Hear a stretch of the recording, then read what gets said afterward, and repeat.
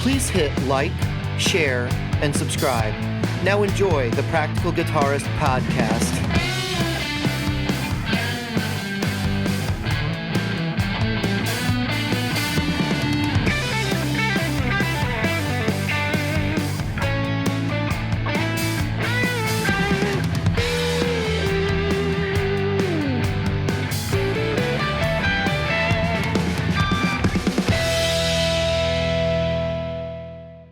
Evening, David. I said we're going to start, and Jim put food in his mouth, like immediately as I said it. I thought he was going to choke.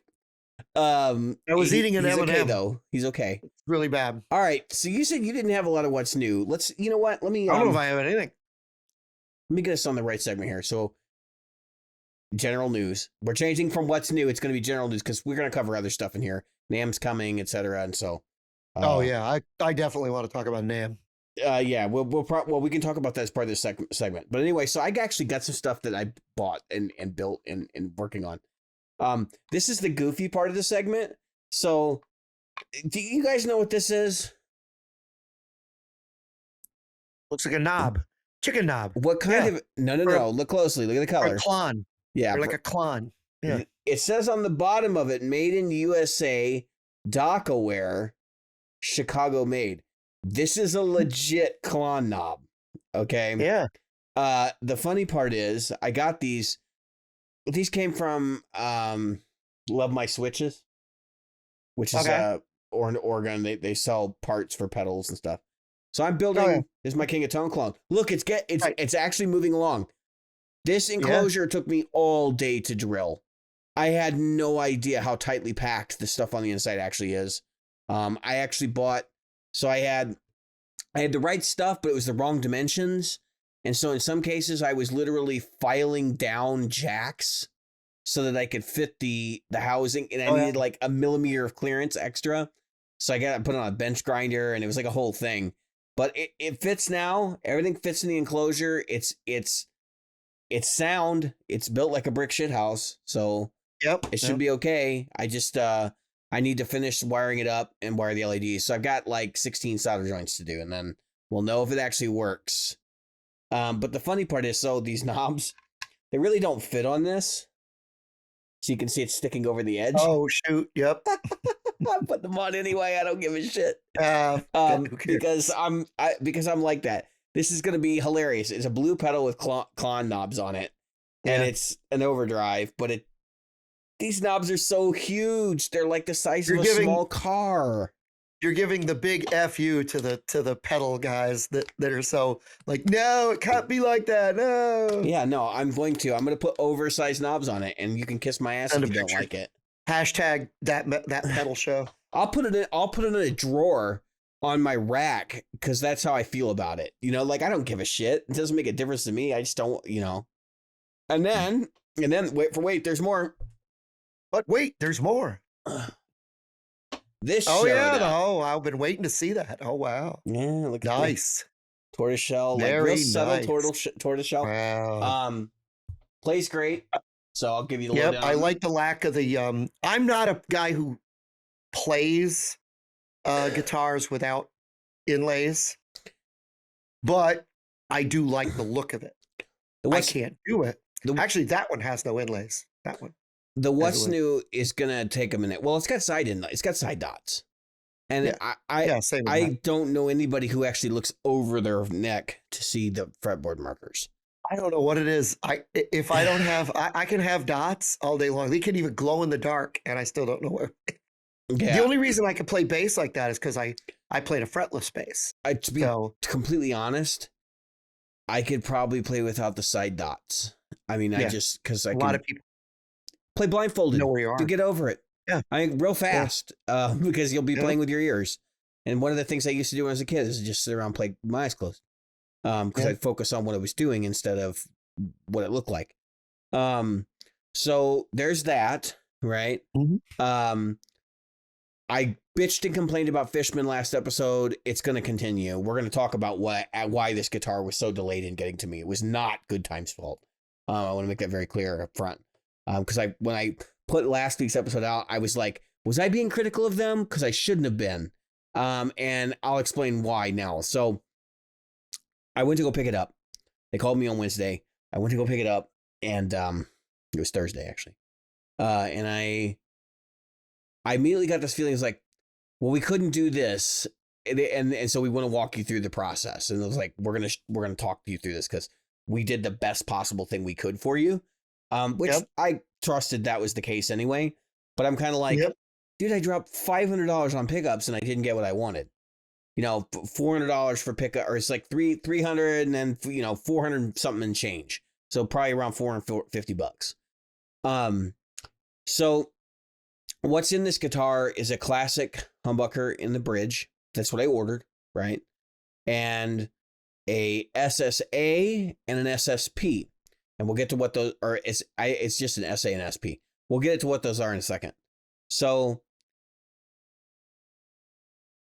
the voicings are great. They sit me down. He says, pull the tone control, you know, farthest back from the bridge. And that gives me my bridge voicings, which you get a PAF style and you get like a JB style. And the JB style is really good, like hot PAF kind of thing. A big fat sounding thing. And actually splitting that sound, that's kind of cool too. So I just to give you an aside, like if I pull the split and I have, because the split's in the next tone control, if I pull the split and I pull that boost, well, not boost, but the JB sound, basically what I get is like a really, really good Stratocaster. With, you know, all the accoutrements. And the best part is, because they weren't able to give me voicings on the neck and middle, more on that in a moment, they were able to, this set of pickups has basically the perfect in-between positions. It is designed to provide you the perfect in-between sounds.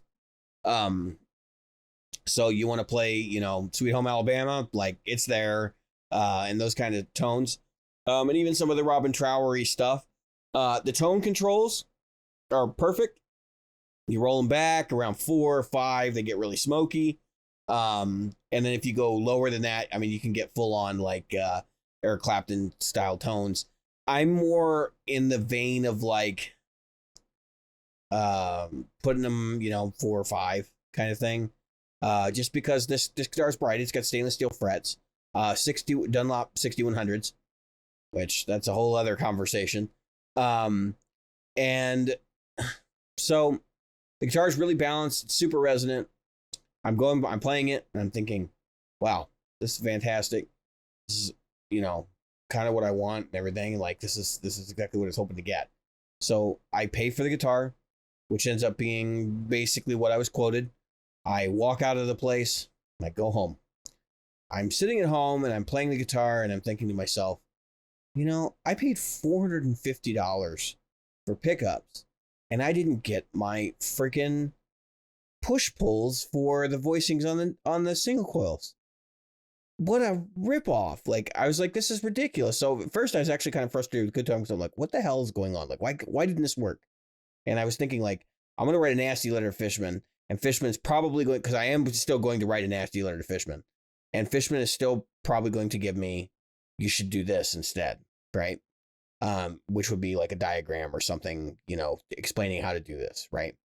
That's kind of what I'm thinking in my mind. So for like 2 or 3 hours, I lay up in the middle of the night thinking about this. And I'm frustrated. I'm really angry. So I'm looking at my phone and I'm looking at their website and I realized something that Pat at Good Time had told me was, look at their website and look how it's organized. And you will understand why they are such a mess. And I was looking at the website and I realized the SA and SP pickups, which stand for single active and single passive pickups, are not the pickups out of the Strat set. They are not the same pickup that you get in the 3-banger Strat lineup from Fishman. They aren't, I repeat, for anyone thinking about buying these pickups, if you're going to do an HSS Fishman, they are not those pickups. They, in their infinite wisdom, decided that the active pickup was going to have some sort of logic in it, that it would be the perfect in-between position for the Strat style, you know, 2 and 4 positions with the humbucker, right? no voicings. It is not compatible in that way. I don't know if it has the high pass thing, the high frequency tilt. But the high frequency tilt is kind of silly because you've got tone controls. So it doesn't really make a whole lot of sense to me. Except that it's a preset roll off, which is actually what's in my S500. It has a preset roll off on it, but it has a cap in series with another cap that bleed to ground, creating your roll off, basically. And that's stock, by the way. That's not something I added. So now I'm thinking about it more, and I'm like, you know what? This is really bullshit, because they don't make it clear that these aren't the same pickups.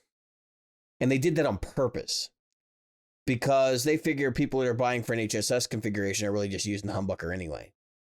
And they didn't put any thought into the fact that, like, maybe I actually want those Strat singles. Here's the ass kicker, right? I paid $450 for a set of pickups. How much would I have paid if I bought the Fishman Strat set with the battery? Not as much. And less. Which really, really irritates me. I paid the humbucker is like $100, I think. $120 or $130. So I got screwed. I mean, not by Good Time or anything. I got screwed by Fishman's own stupid pricing model, because they have a pickup with less features. Let me make this very clear to everyone who's listening. Less features, more money, because I don't want the stupid bridge single coil. I should have the option. Come on, Fishman, get your head out of your ass and offer the right sets of pickups for people. This is ridiculous. All right, so I can go to EMG, right? I can buy a set, or I can buy individuals, and I can put together my set the way I want them to, right? I can go to Seymour Duncan, and I can buy either a set or I can buy singles, and they'll even help me match to find the right ones, right? I can go to DiMarzio, and I can buy either individual humbuckers or I can buy a set. This is Fishman's problem.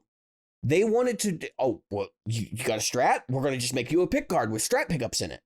If you got a Telly, we're just going to make you a pickup assembly with Telly pickups. To the point where we actually pulled apart one of the Greg Cox sets while I was at the store and opened it up, and it's heat sealed. They hide all the stuff inside. They don't want you to see it. And it goes further. Like the P90s are available as a set. I don't know if they're available singly. And combining those with a humbucker could be a real problem from them, because they've decided that they're going to have this minutia. On top of that, they tell you everything's included in the box, right? So you open the pickup box and you get a stack, or you get a push-pull pot, and you get like a volume pot, and then they give you a third slot, but there's nothing in it. Why? Why did they not put another pot in there? Like, do they have like a linear taper and an audio taper? Because these are 25K pots. Where else are you gonna get these? And it's I mean, I'm sure you can source other pots, but it's just one of those things where it's like most people are gonna get them from Fishman, right? And then on top of that, the documentation is 6 revisions old. These pickups are on their 6th revision. And it's not clear. So this is the other thing. You remember I said I bought a classic humbucker? Guess what? It's not a classic humbucker anymore. It's an open core classic humbucker, which is like a separate product than what they originally launched. Or otherwise just unclear. I'm not sure which, but it's just one of these things where it's like a total debacle. It should be really freaking clear what you're selling. It should be customizable for whatever situation you're going to put them into. And I know I'm going to point the finger at someone specifically.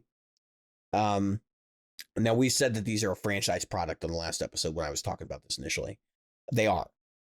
The guy that designed these is Frank Falbo. Okay.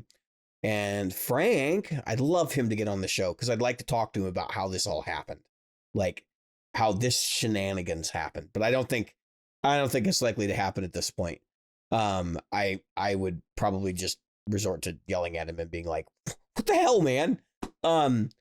So Fishman buys this design, and then they do what they do for acoustics, which is offer kits. You know, and it's like they didn't take a moment, because this is the first time Fishman has offered electric pickups other than piezo systems.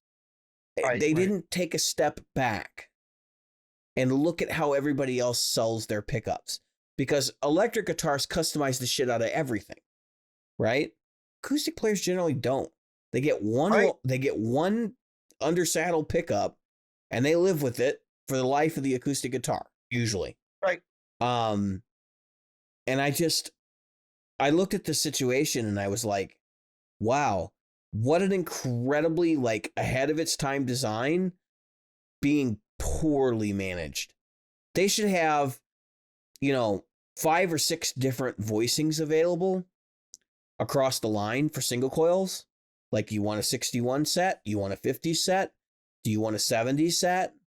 Do you want blades? That would be another welcome addition, right? Like, they don't have any of that. They have, this is the, and actually what I was told, the SA and SP, is that these pickups are the idealized versions of what they think a Strat pickup should sound like. And I'm going 50s or 60s, because they're different. They're dramatically different if you've ever heard comparison audio clips. And I want 60s style, not 50s. I don't want thin, weak output. I want meat, right? It's very simple. So I played around with this guitar a lot this week, and I'm actually really happy with it. The Strat tone, it does sound good. The Strat tones are good. This is the Stratiest guitar I own now. I will say, it likes to have my Univibe on, but in cancel mode. So knobs turned all the way down, basically. And it seems to do something to the high end, and it curbs some of that Strat treble thing that comes through, especially because this has got stainless steel frets, right? That's probably how I'm going to run this guitar, because even with the humbucker on, it's a bright guitar. It was always a bright guitar. When I had the maple neck on it, it was super bright.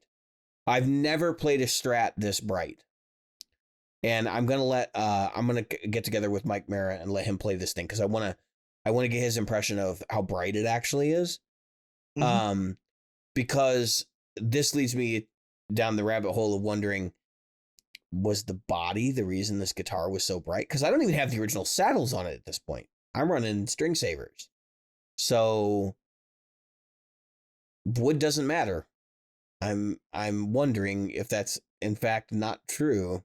This is also not your typical Strat body. It's not made out of alder. It's kind of poplar, I think, or something like that, with an alder top on it, to prevent from getting dings on the top or whatever, which it has dings on the top, and it will continue to have dings on the top, because I am going to play the hell out of this thing. So for those of you that didn't know, I built this guitar out of parts, and it's made out of a guitar that the body came from like my high school guitar that I played my first, gigs and stuff with. So, and then I have one more thing. So I said, this is going to be a long, what's new, guitar general news, whatever.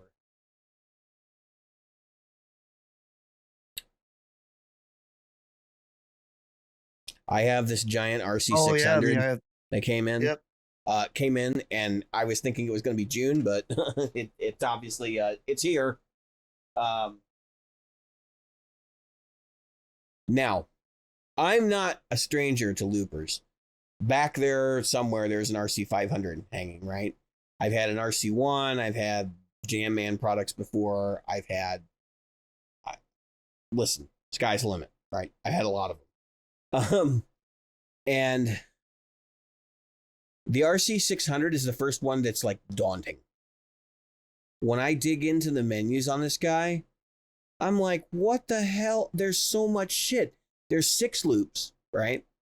Which you can have configured in a number of different ways. So you can have synchronized looping, right? So instead of just being like on, like start stop, you can have it so it's measures and beats, which is the default mode that it works in. Then you can have you can set it up so it's like verse, chorus, bridge. So like when I play the verse and I hit the bridge, it's going to finish the verse before it hits the bridge, kind of thing. And you can also set it so that if you really want to, you can have the verse stop when you start the new one without ending, right? Which would be useful for maybe for like ambient music. And then the other side of it is there's a harmonizer in here. There's, I mean, like a full featured harmonizer, right? There's a which seems to track pretty well. And reverbs, delays, your basic effects, right? The harmonizer, as I said, reverse, you can reverse things, you can slow things down. There is like a function that's like scratching a record, which is a whole other, ball of wax. There's a ton of different effects and stuff in there. And it's like just getting my scene set up for the live looping thing I do on Twitch. I mean, it took me a week to sit down and like finally like, I mean, I played around with it a little bit to try and familiarize myself with what I could do, and then kind of like planned out what I was going to do. And it took me a week to actually set up the patch. I did it this morning. I sat on the floor, nothing plugged into it, power only, and wrote my patch and then saved the damn thing so that I could come back to it later. Because I spent all day drilling this, which that's a whole other conversation. It was supposed to take like an hour or two, and because certain components that I ordered did not fit, it ended up taking quite a bit longer. But that's my general news stuff. Now I didn't tell you this, Jim. Our first topic here, I want to talk about the Blackstar launch. Did you have something to share? I know that you were talking about sharing something as part of the general news. Well, you had mentioned something earlier. What was it? In the beginning. Yeah, I don't. Do you remember? You said something, and I said, "Oh yeah." I don't know. We'd talk about that. And I like to talk for a long time, so I don't. It was before you said something about Fishman.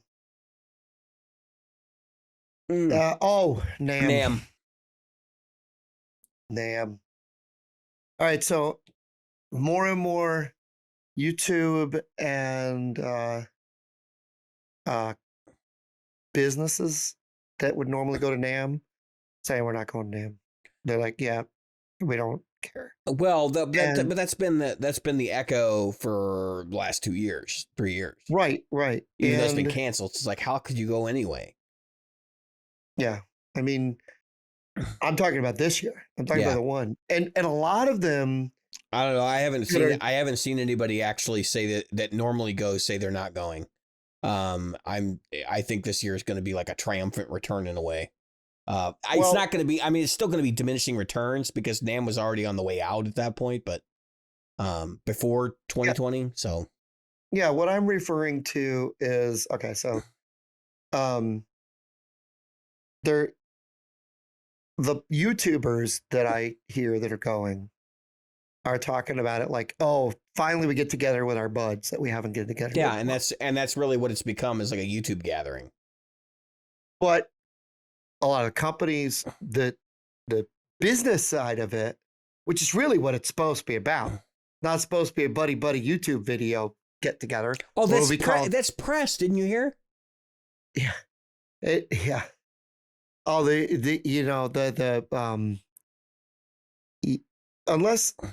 unless 60 cycle hum and I don't know, fuzz pedal guy getting together in one place is considered NAMM. That's not NAMM. The companies that are not going is who's not the going? bigger thing in there. Well, I honestly I don't know. I just know that the understanding I have is that there's a lot of the guitar buyers that are backing out, that aren't going. They just don't need to. Yeah, so that's the thing, like, right? And that's really what it's about, is the buyer. It was. Now it's a press release, okay? And it's been that way for basically the last decade. My question is, why do you need a press release when you have social media? Right. Now, I want to talk about my NAMM experience because I almost went. I actually was going to buy tickets. And then I actually reached out to them and I was like, what the fuck? Why am I buying tickets? Like, I'm press, like all the other podcast guys that go. Like, what the hell? So I reached out to them and they said, well, you have to prove a certain amount of numbers or whatever. Like, we need to talk to you about it.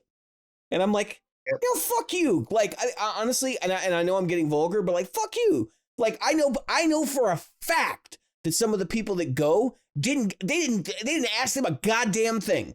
They said, you're a podcaster? And they said, yes. And they said, here, have your badge. I know that for a fucking fact, which is why I'm like, this is horseshit.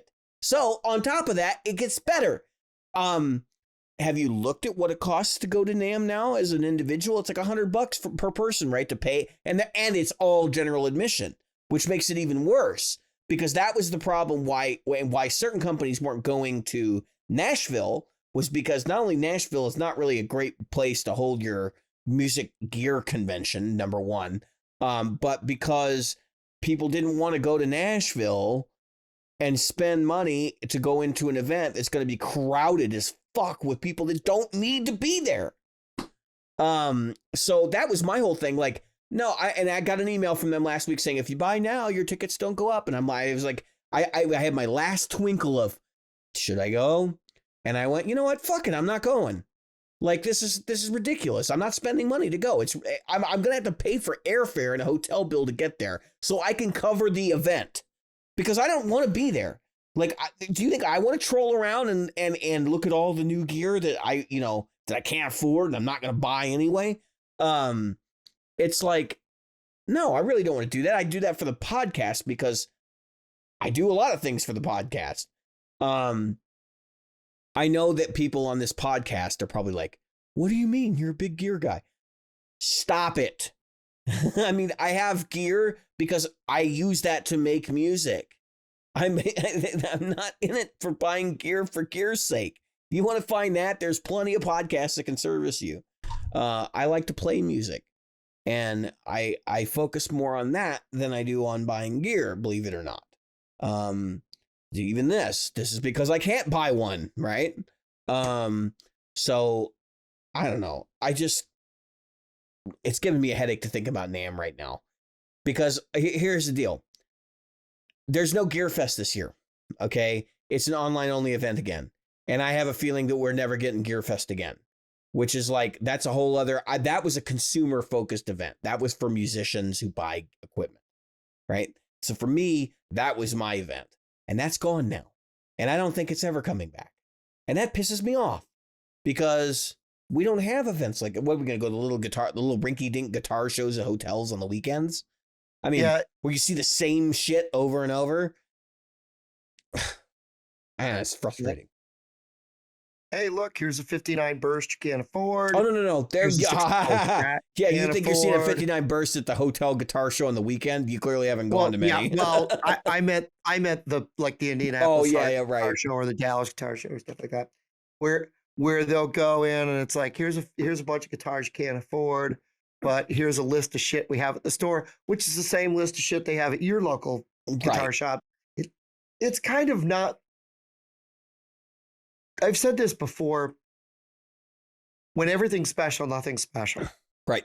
And, when the truth of the matter is that pedals, for me, I mean, and maybe because I'm starting to get a little jaded about some of this stuff, but when the latest pedal, look, we've reintroduced this pedal and we've got a knob that does something slightly different.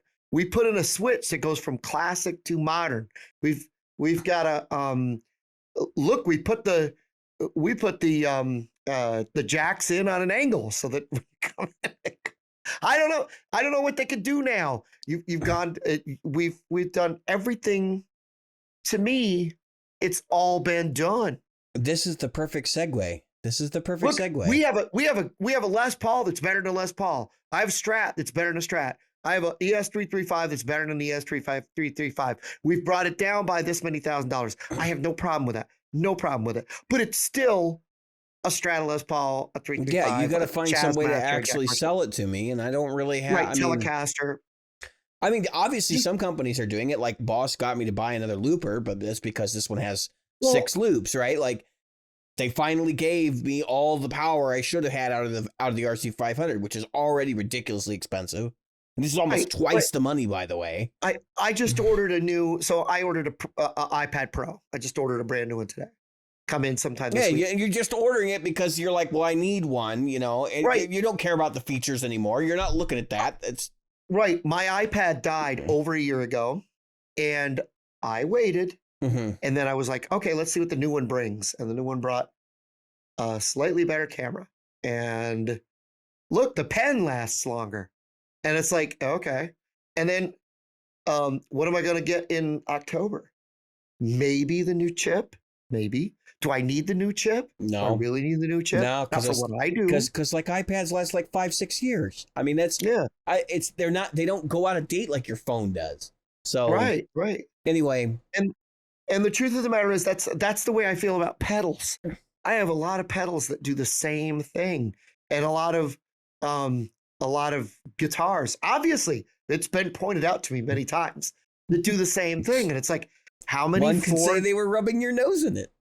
how many 2-volume, 2-tone, 3-position toggle switch, double humbucker, 24, 24 and a half scale guitars can you own? Apparently for Jim, it's one more, specifically if it's a Les Paul.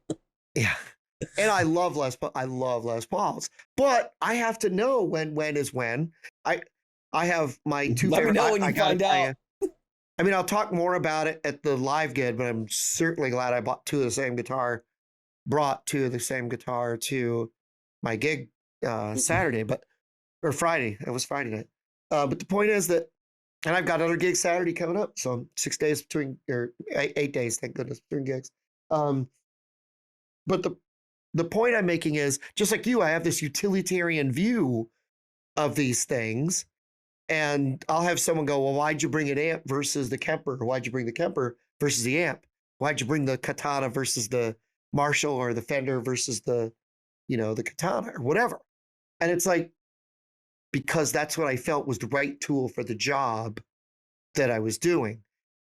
And I just feel like NAMM, to me, of course, NAMM for a lot of folks, if I was a modern musician, and I know a lot of modern musicians. Yeah, like somebody that relies on technology. That's right. That's relying on technology. That is going there to see the latest in mixer technology. And I'm not talking about mixers like what we think of mixers, which are like, oh, look, I've got a Mackie 1604 or whatever. I'm talking about the mixers where you're doing all the stuff that DJ work does, and being that part of the mixing. And the auto mixers that the sound engineers are using, and the ones that the lighting controls and everything else. That's where, I see NAMM and I see its usefulness. I don't see even Gibson, who is right up the street. I don't see him giving a crap about it. Hey, here, look. I mean, what are we going to see? We're going to see another color of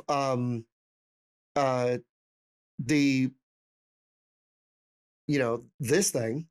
We're going to see another color, right, get added to the John Mayer line that everybody will buy too fast and overprice on. No, they're already sold. Okay? They're already sold. Right. I mean, that's what I'm saying. It's the reality before of it. You even see it. And we'll see the DTG SE is going to get announced officially. Okay, so whether anybody knows it or not, we're going to see another SE line that is going to be really good. But here comes the DTG SE. That'll get announced. Better get your pre-orders in, just like that, guys, because it's going to go like crazy. Okay, so, but what can Gibson and Fender do? I've said this before. Gibson's going to go, yeah, we've got a Les Paul that's even more Les Paul than the last Les Paul. Or Fender's going to go, we've got Strat pickups that are even more Stratty than the last Strat pickups. All right. Can we switch gears? Because the next topic is totally relevant to this. What can they do? What can they do that would interest people? So Blackstar announced a new line, the Saint. What is it? The Saint something line of amps. Hang on, let me go to their website. Oh, so we need to talk about. There's a few St. James pointers. Okay, St. James. All right. So St. James, the video for this is they have a bunch of guys and gals in a room. playing the guitar amp and going, man, this thing sounds great. And it sounds okay, right? Like, I don't think it sounds any better than a Morgan or something like that.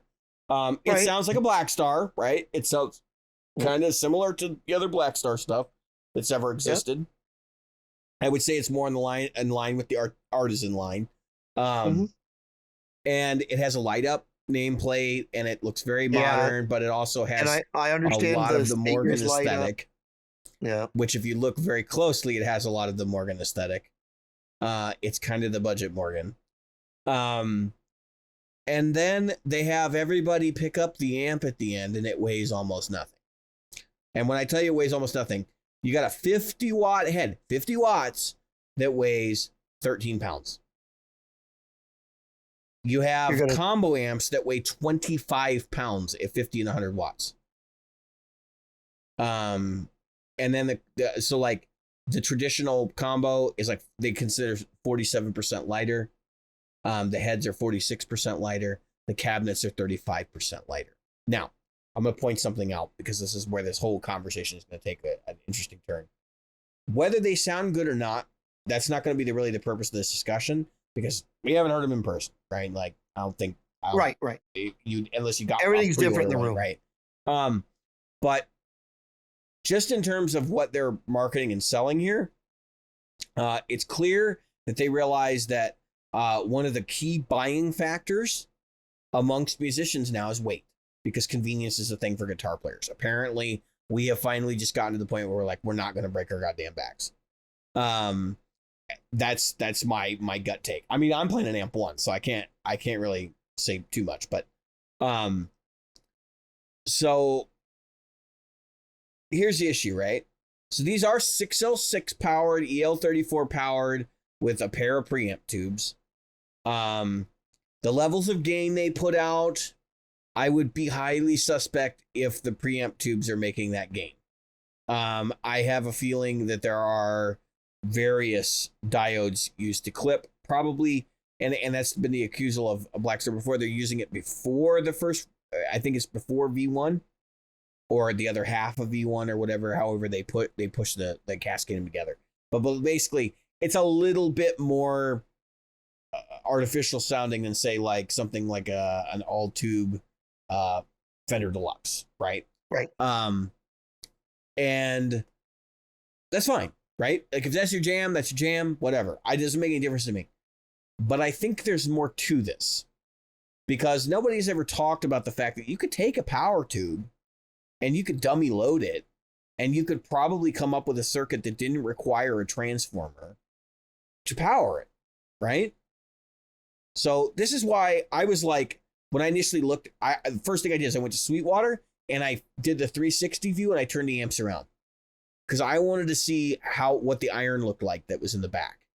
And it's not visible. You can't even see the tubes. Which I'm like, it's not seeing the tubes, big deal, right? Like, that's a thing in a lot of amps. But not being able to see the transformers, it's got me kind of wondering what the hell's going on here. And I mean, my initial reaction, and of course this is not a prediction, because I have a feeling they're doing something along this line, but I have no idea, really, was that they're taking some sort of either transformer less or transformer light design. So in other words, they're not volting those tubes the way that you would in a traditional 50 watt amplifier. And then they're taking that output and piping it into a Class D amplifier, probably with some sort of load box style arrangement. So just a big giant resistor in there, to curb the volume into the Class D section. And the Class D is handling the actual output from this amp, which would be a zany and interesting new take on a hybrid design. And sort of my thought process here was like, well, they built the valve states for Marshall back in the day. Like, the guys that started Blackstar were responsible for Marshall valve state. And we all know that they did all kinds of trickery to sell that product. It would not shock me if this is some variation on a theme there. But again, as I said, if it sounds good, it sounds good. I mean, I don't really, like, honestly, the people that got to demo it, I've never been like, Jared James Nichols, for example, demoing this, like, sounds like Jared James Nichols, like, But he's already playing Blackstar, so it's gonna sound like Jared James Nichols. And I was kind of like, I want to see some players who have characteristic sounds get good tones out. Give one to Josh Smith. Let him do a demo. Pay him $5,000 to come out and play one for a day and record it. Like, that's the kind of stuff that would sell this amp to me. The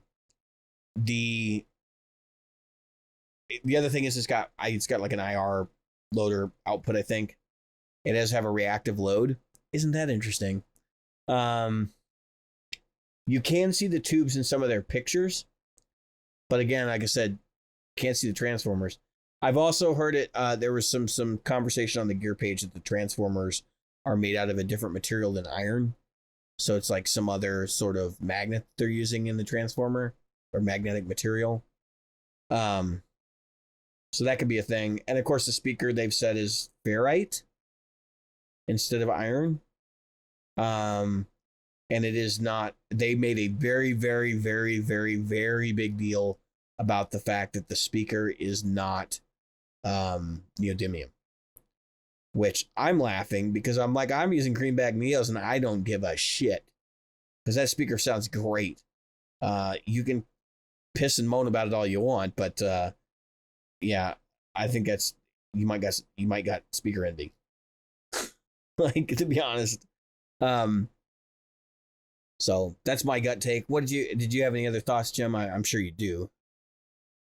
Just the only thing I had for it was this. It's a Blackstar, as you pointed out. It's damned expensive for a Blackstar.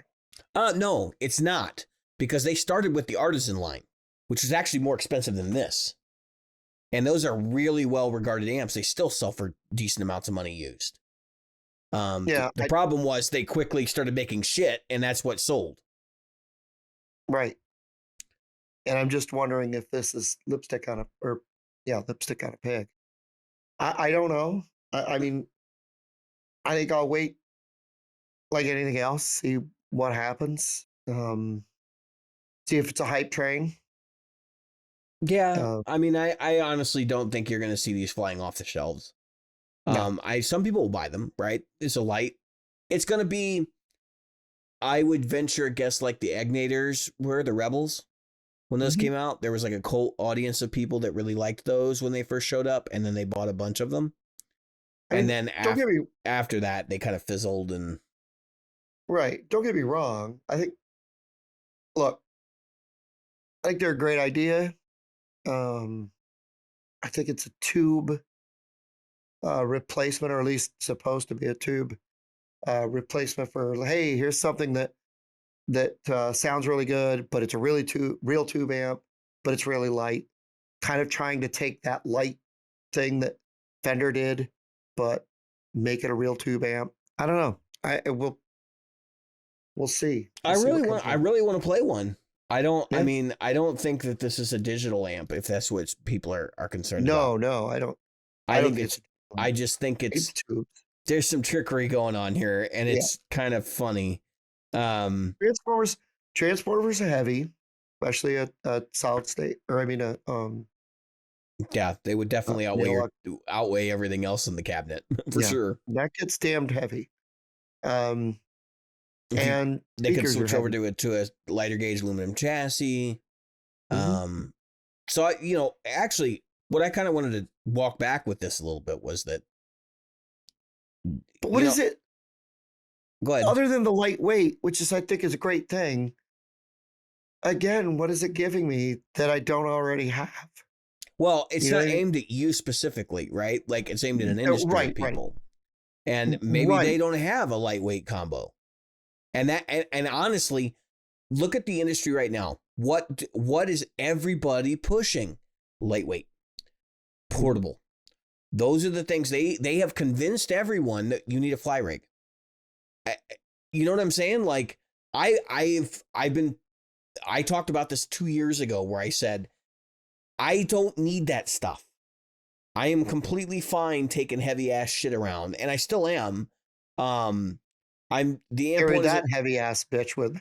The amp one That's is my tool. Marshall right there. The amp one is a tool of convenience, but I still carry a pedal board. I carry a 35 pound cabinet, and a guitar on my back, and usually 10 pounds worth of cables. It's like, guys, it's still not convenient. Like, let's be real. Convenient would be take an HX Stomp, throw that on the floor, and cut my load down to like nothing. So I don't think it has crossed my mind.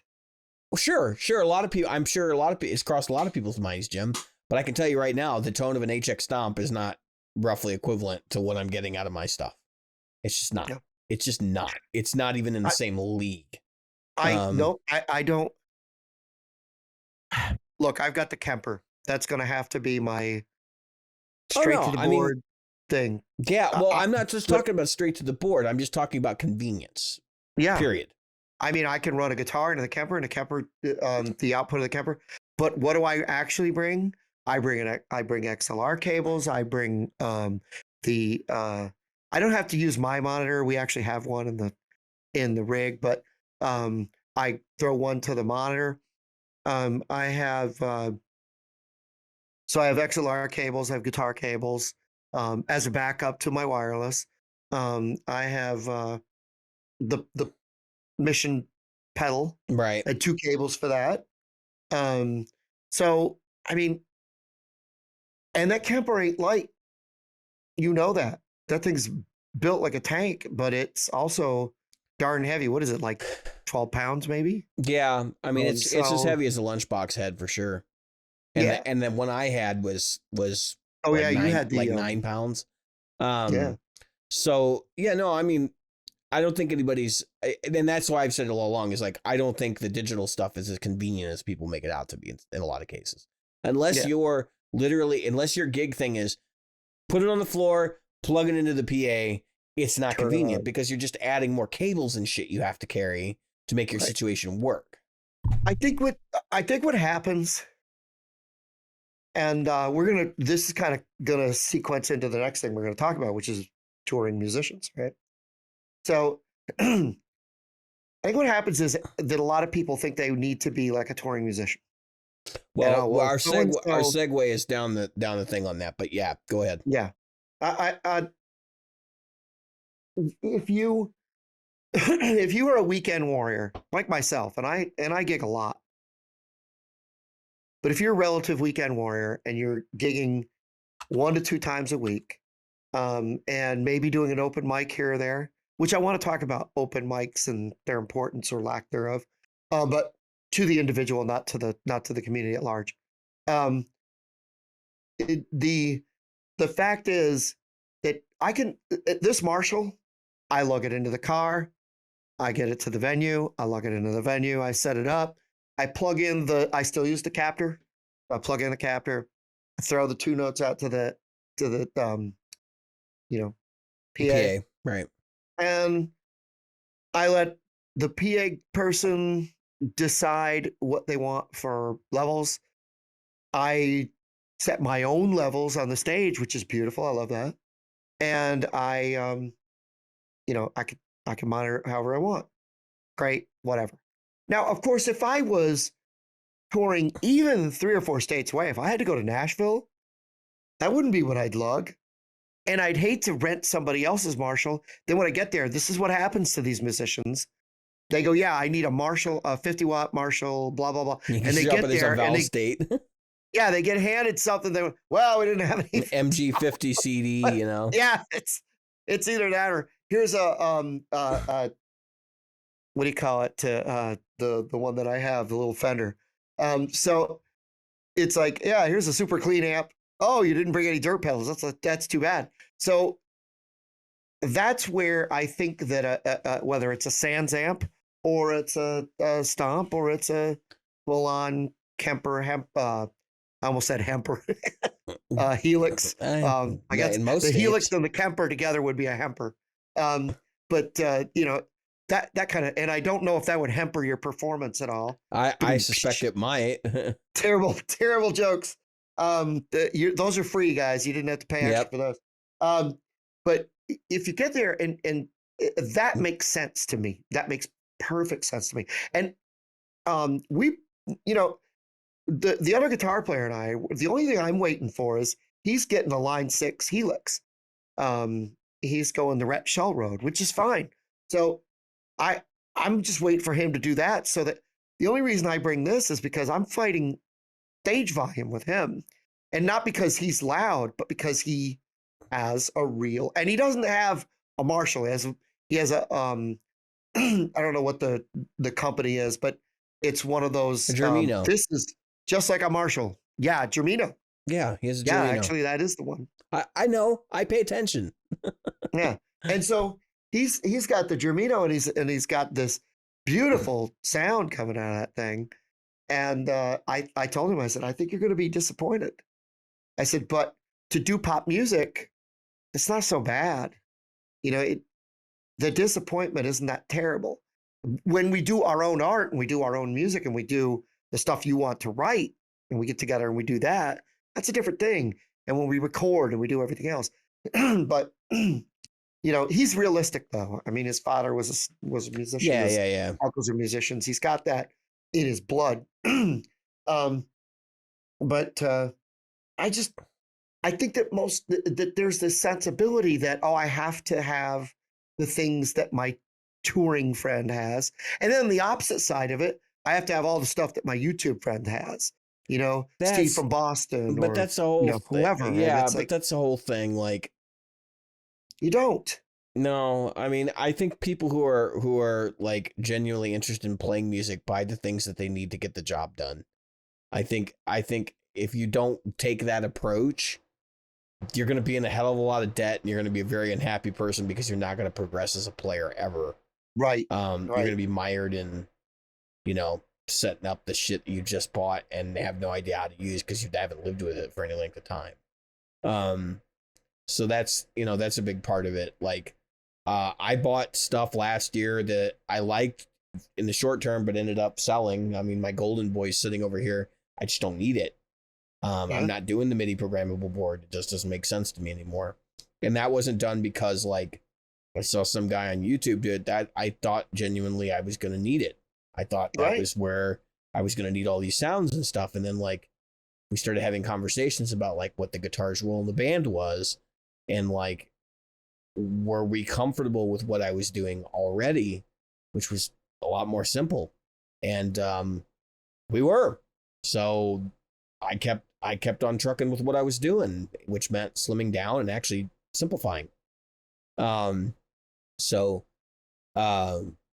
I mean, like I said, there's a market for everything, right? And I think the flyrig market is stronger for other folks than it is maybe for you and I, specifically me. Like, I just don't care about convenience so much as, does it sound good?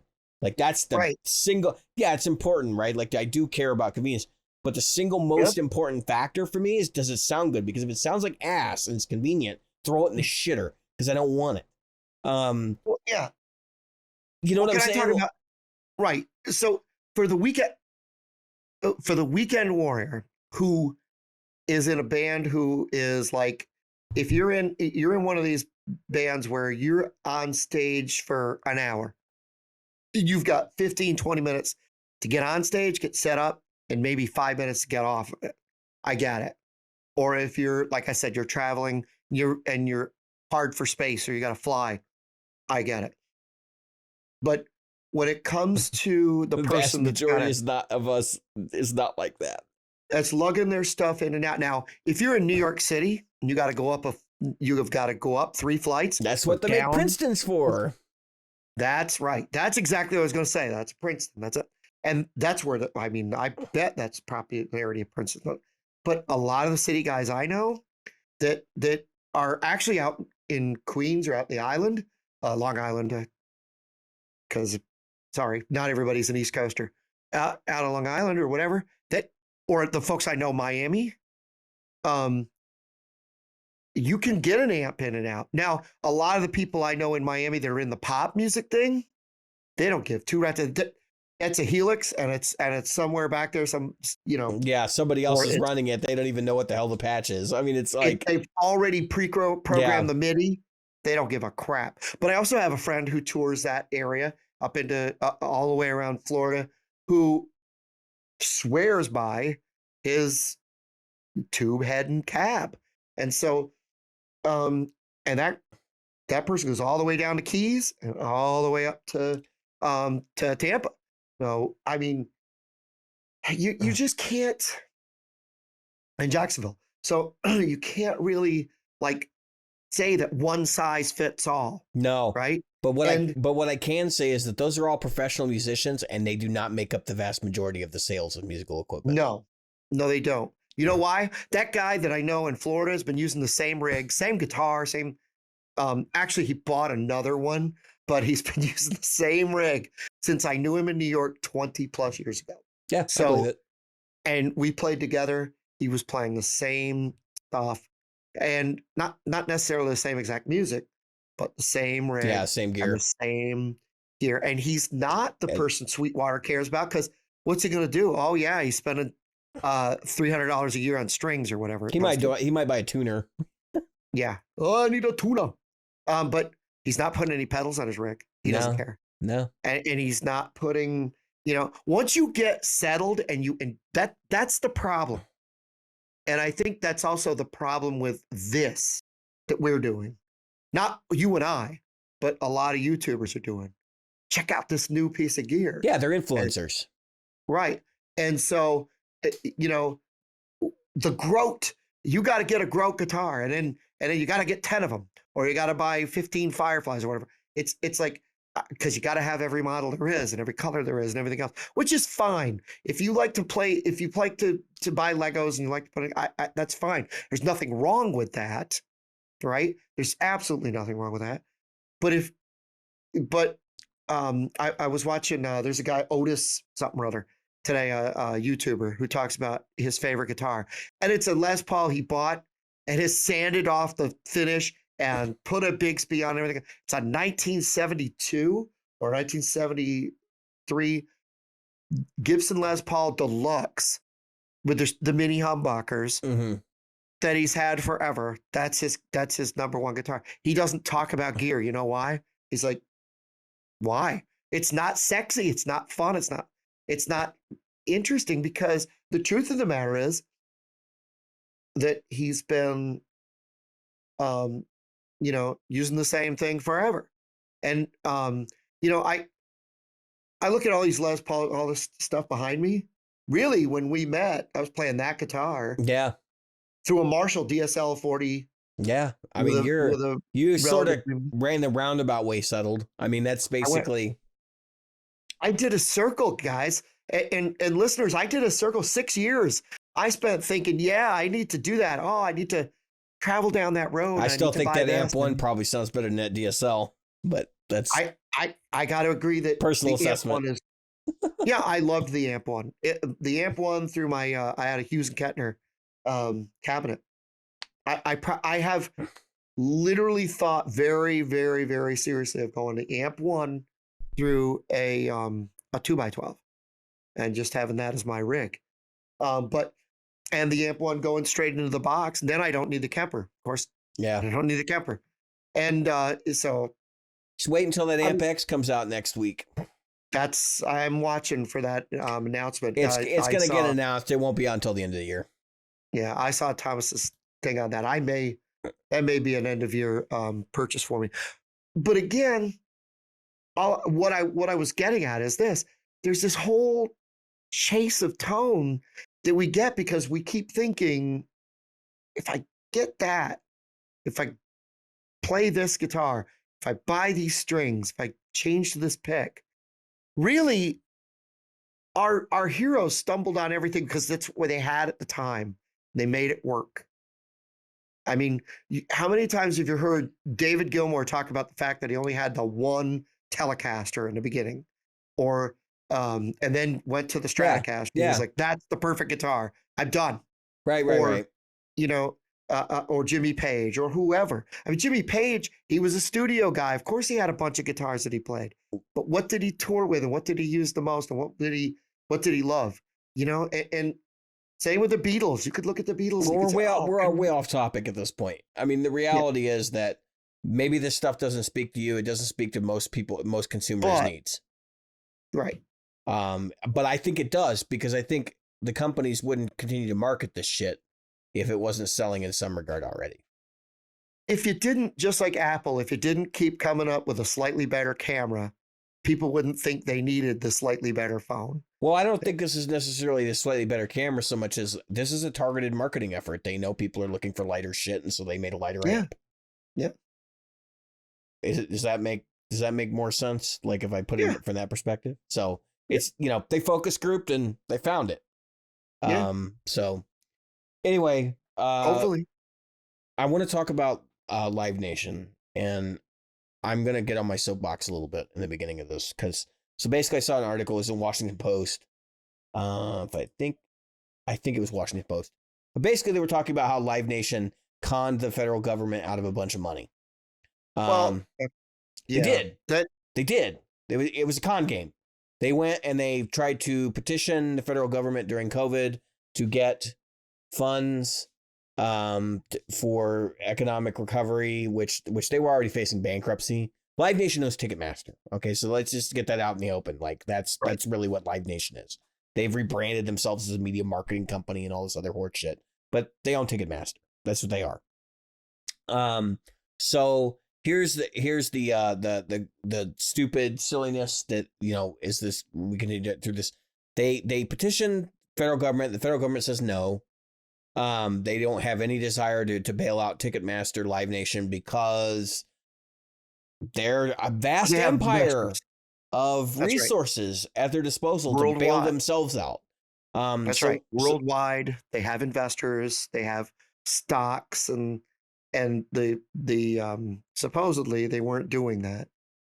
I won't get into the fact that they were bailing out the Met and everything else. Oh, so, yes. So let's not get me down that road, because I will shit down their windpipes. I know this. I'm just going to say this up front. I said it from the beginning. Whenever firms that have lobbyists get their fingers into the writing of the law or the rules that have something to do with where the money's going to go, somebody who shouldn't get the money will get the money. Well, in this case, and they'll get more money than the little guys. In this case, Live Nation was the lobbyist, and they got shut down at first. And so basically what happened was Live Nation exploited a loophole wherein some of their subsidiaries were not wholly owned. So in other words, they were joint owner and they were less than the majority share, because basically the way the law was structured, if you're a publicly traded company, you're not going to get money out of the stimulus payments that went to businesses. So what ended up happening was their subsidiaries got paid, which meant they could write off that debt, on the subsidiary, because, well, the subsidiary got paid, right? So now they can shift the money around, basically. And so they could also increase their value to the shareholders. And I forget what the article said, but I think it's like $30 million, okay, or more than that they got paid and were able to shift around.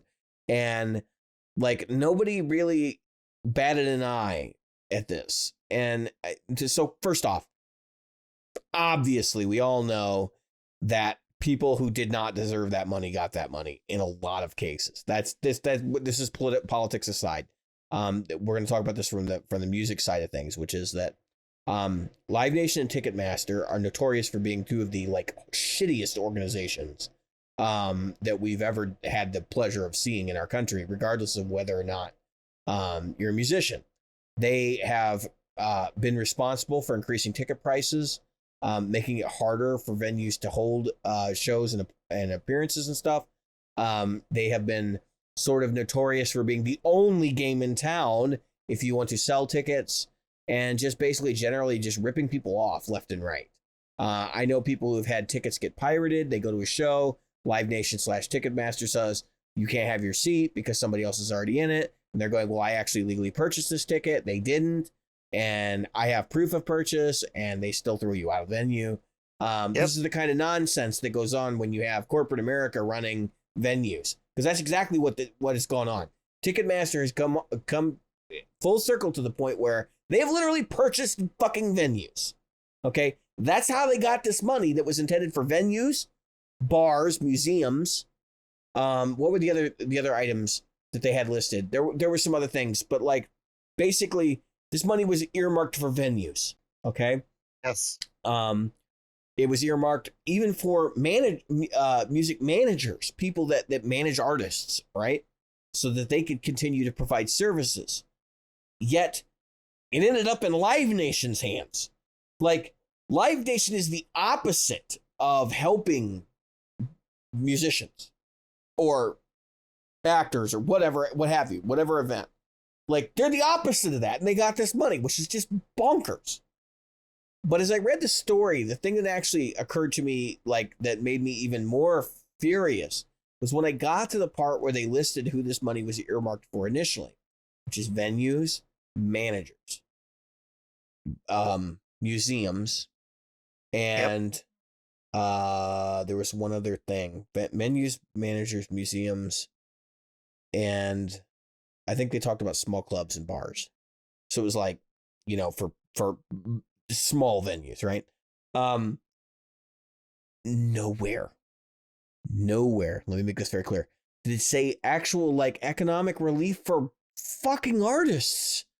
Like, this is bonkers to me. You're going to compensate their managers because they have nothing to do right now?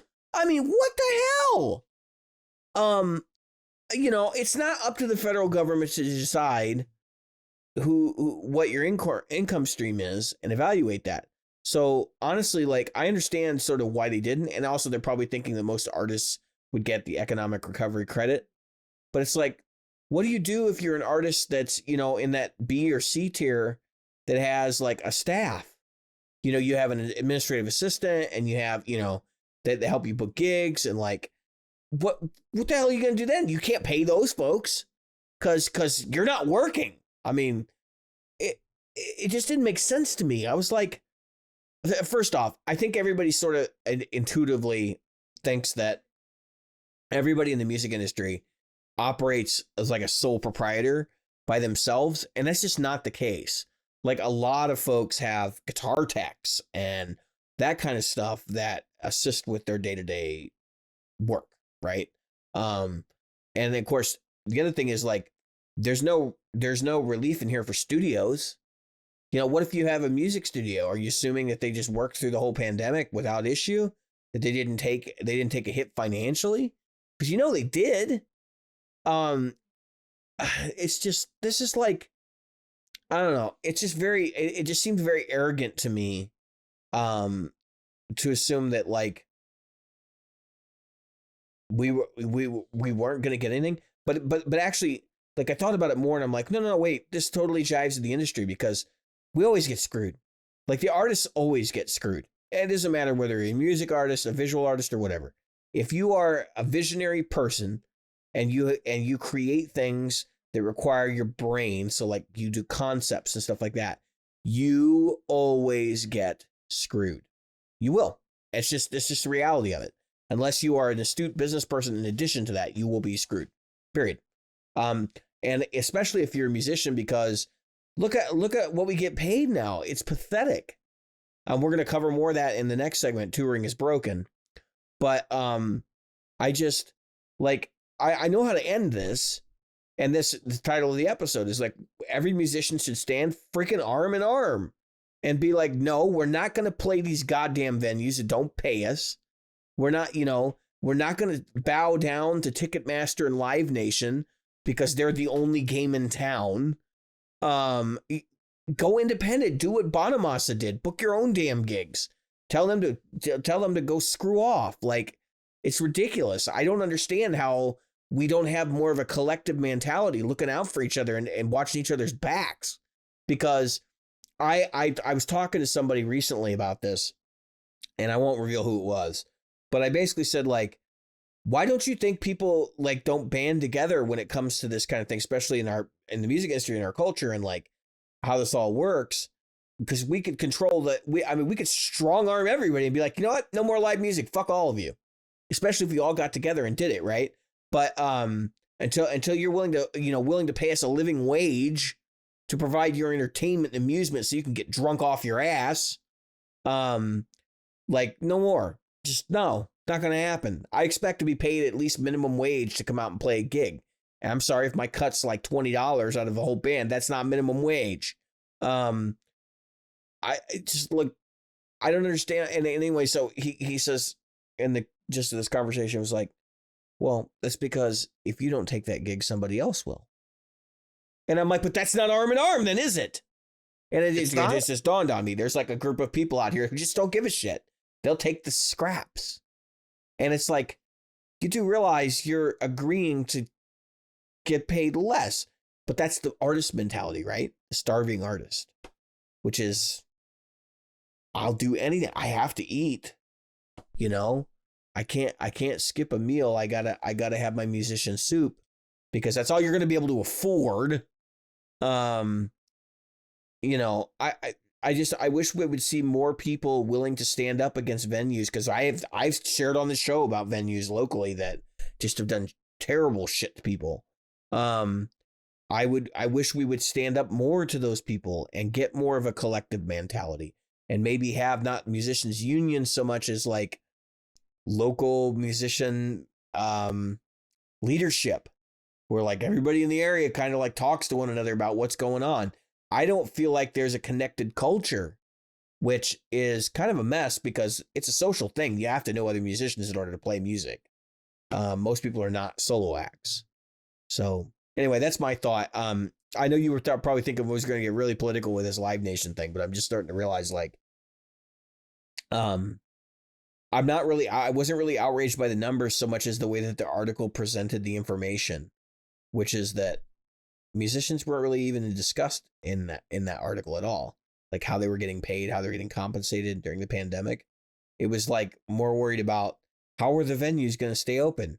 Well, I got news for you. The venues have been screwing us for years. So for the last 15 years, 20 years, the venues have been giving us peanuts. So where did they do with all that money? I mean, last time I checked, when you buy a $7 beer, the beer didn't cost $7. So I realize every state and stuff has their local liquor taxes. I'd love to see an analysis or breakdown. Maybe we can get a club owner on the show and just see an analysis or breakdown of like what money goes where, from who, and why it's so hard to own a venue. Because I've heard this from so many people. But I got a bar owner in the family, and their business does really well. So and they don't deal with any of this shit, which is why I'm like, wait a minute, you're telling me this club is having trouble because they can't pack the place every single night. So what's the deal? Like, do you need to pack it to make money, or do you have too many staff in here because tonight is a slow night, and you really only need one bartender for the 7 guys that are sitting there at the bar. And you really probably should shut the lights off and the TVs off that nobody's using. Like, I think some of it's wastefulness. I think some of it's industrial leasing and commercial leasing. I think some of it's driven by local liquor licenses and things like that. And I suspect that there are good answers, but I don't know what they are. And that's why I'd like to have a club owner on the show. So if anybody's listening and you own a club or know somebody owns a club, reach out to us, because I'd be happy to have you on. I could ask a couple of them. I'm sure you know some people locally. Yeah. I would imagine that it would be difficult to make some of the statements candidly. Sure. They could talk in generality, though. Maybe like if we could get them to talk about like, hey, my buddy also owns this bar. Because they like, people think that competition is always this negative thing. But a lot of times those people all like have meetups and stuff where they all, you know, congregate and talk about what's going on. And they have friends who also own bars, and, you know. I mean, when you really think about it, most of the bars are kind of charging the same amount for the stuff, and I don't know the price fixing is necessarily, because that's illegal. I'm not saying I'm not saying there's price fixing. I'm just saying they all pay attention to each other's menus for sure. Yeah, I mean, you've got to. And I mean, you know, look, I read the whole article, about the As did I. that was Washington Post about the thing. Some of it makes sense. I mean, that these small businesses that have a partial ownership from Live Nation, who's running around trying to get as much as they can. Right. They're trying to become the Walmart of live music. Oh, they've already done that. I mean, they're Clear Channel at this point. That's why I'm like, this is a done deal. They are the only game in town. They are the only game in town. Clear Channel's probably better analogy. Luckily, I mean, it's hard because a lot of these things. I'll give an example. So there's a management company in this area who has a lot of the big venues and the big stages. And if you don't have an account with them, can't get them. And the problem is they do nothing for you. Right. They're not really a promoter. They pretend to be, but they're not a promoter. They literally do not a damn thing for you. Right. And I had a friend who literally has an account with them. Mm-hmm. And he was playing a gig. And I'm going to be very vague because I don't want to throw anybody. Sure. I don't want to get my own band in trouble here, or any bands that I would join. So he went to this one place, and they said, "Yeah, we'd love to bring you in. We'll just bring you in. We won't even tell these guys." He goes, "No, because he has an account with them. He is one of their folks, and so they gave them part of the money for doing nothing." Literally didn't even know the money was coming. I mean, that's how that's working. So it's a difficult thing to have a promoter doesn't promote, and it's becoming more and more. Here's the thing. I don't care if you're talking about guitar companies, Fender and Gibson, or that are big, or you're talking about Live Nation. The more people you have to pay, especially when you have stocks and investors. Now there's more people that don't care about the product. And so there's always that. How come when I pay this much for this, I don't get as much out of it as I do if I pay that much for small business? There's more overhead. There's more overhead in corporate America. I mean, that's basically more fingers in the pie. Right. And more pieces that have to be divvied out. The problem you have is always those small companies. Fender was a small company at one time. Gibson was a small company at one time. Epiphone was a small company at one time. I mean, they all get bought for one reason or another, in one way or another, or invested in, because that's really the end game now, isn't it? For most, not all. For most of these companies, the end game is that, or the person dies. Yeah. Can we talk for a second about why Live Nation / Ticketmaster is actually broke? Because this is something that we didn't really even talk about. So the reason why the Congress people don't want to give these people money, because they're already looking and going, these companies are sinking anyway. Right. It's because they're fucking incredibly mismanaged.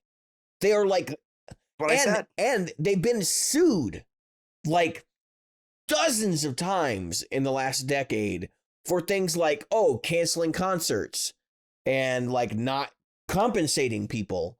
And they had a class action. I got free tickets for like a year because I was in a class action lawsuit because I'd gone to a Live Nation show that they had canceled.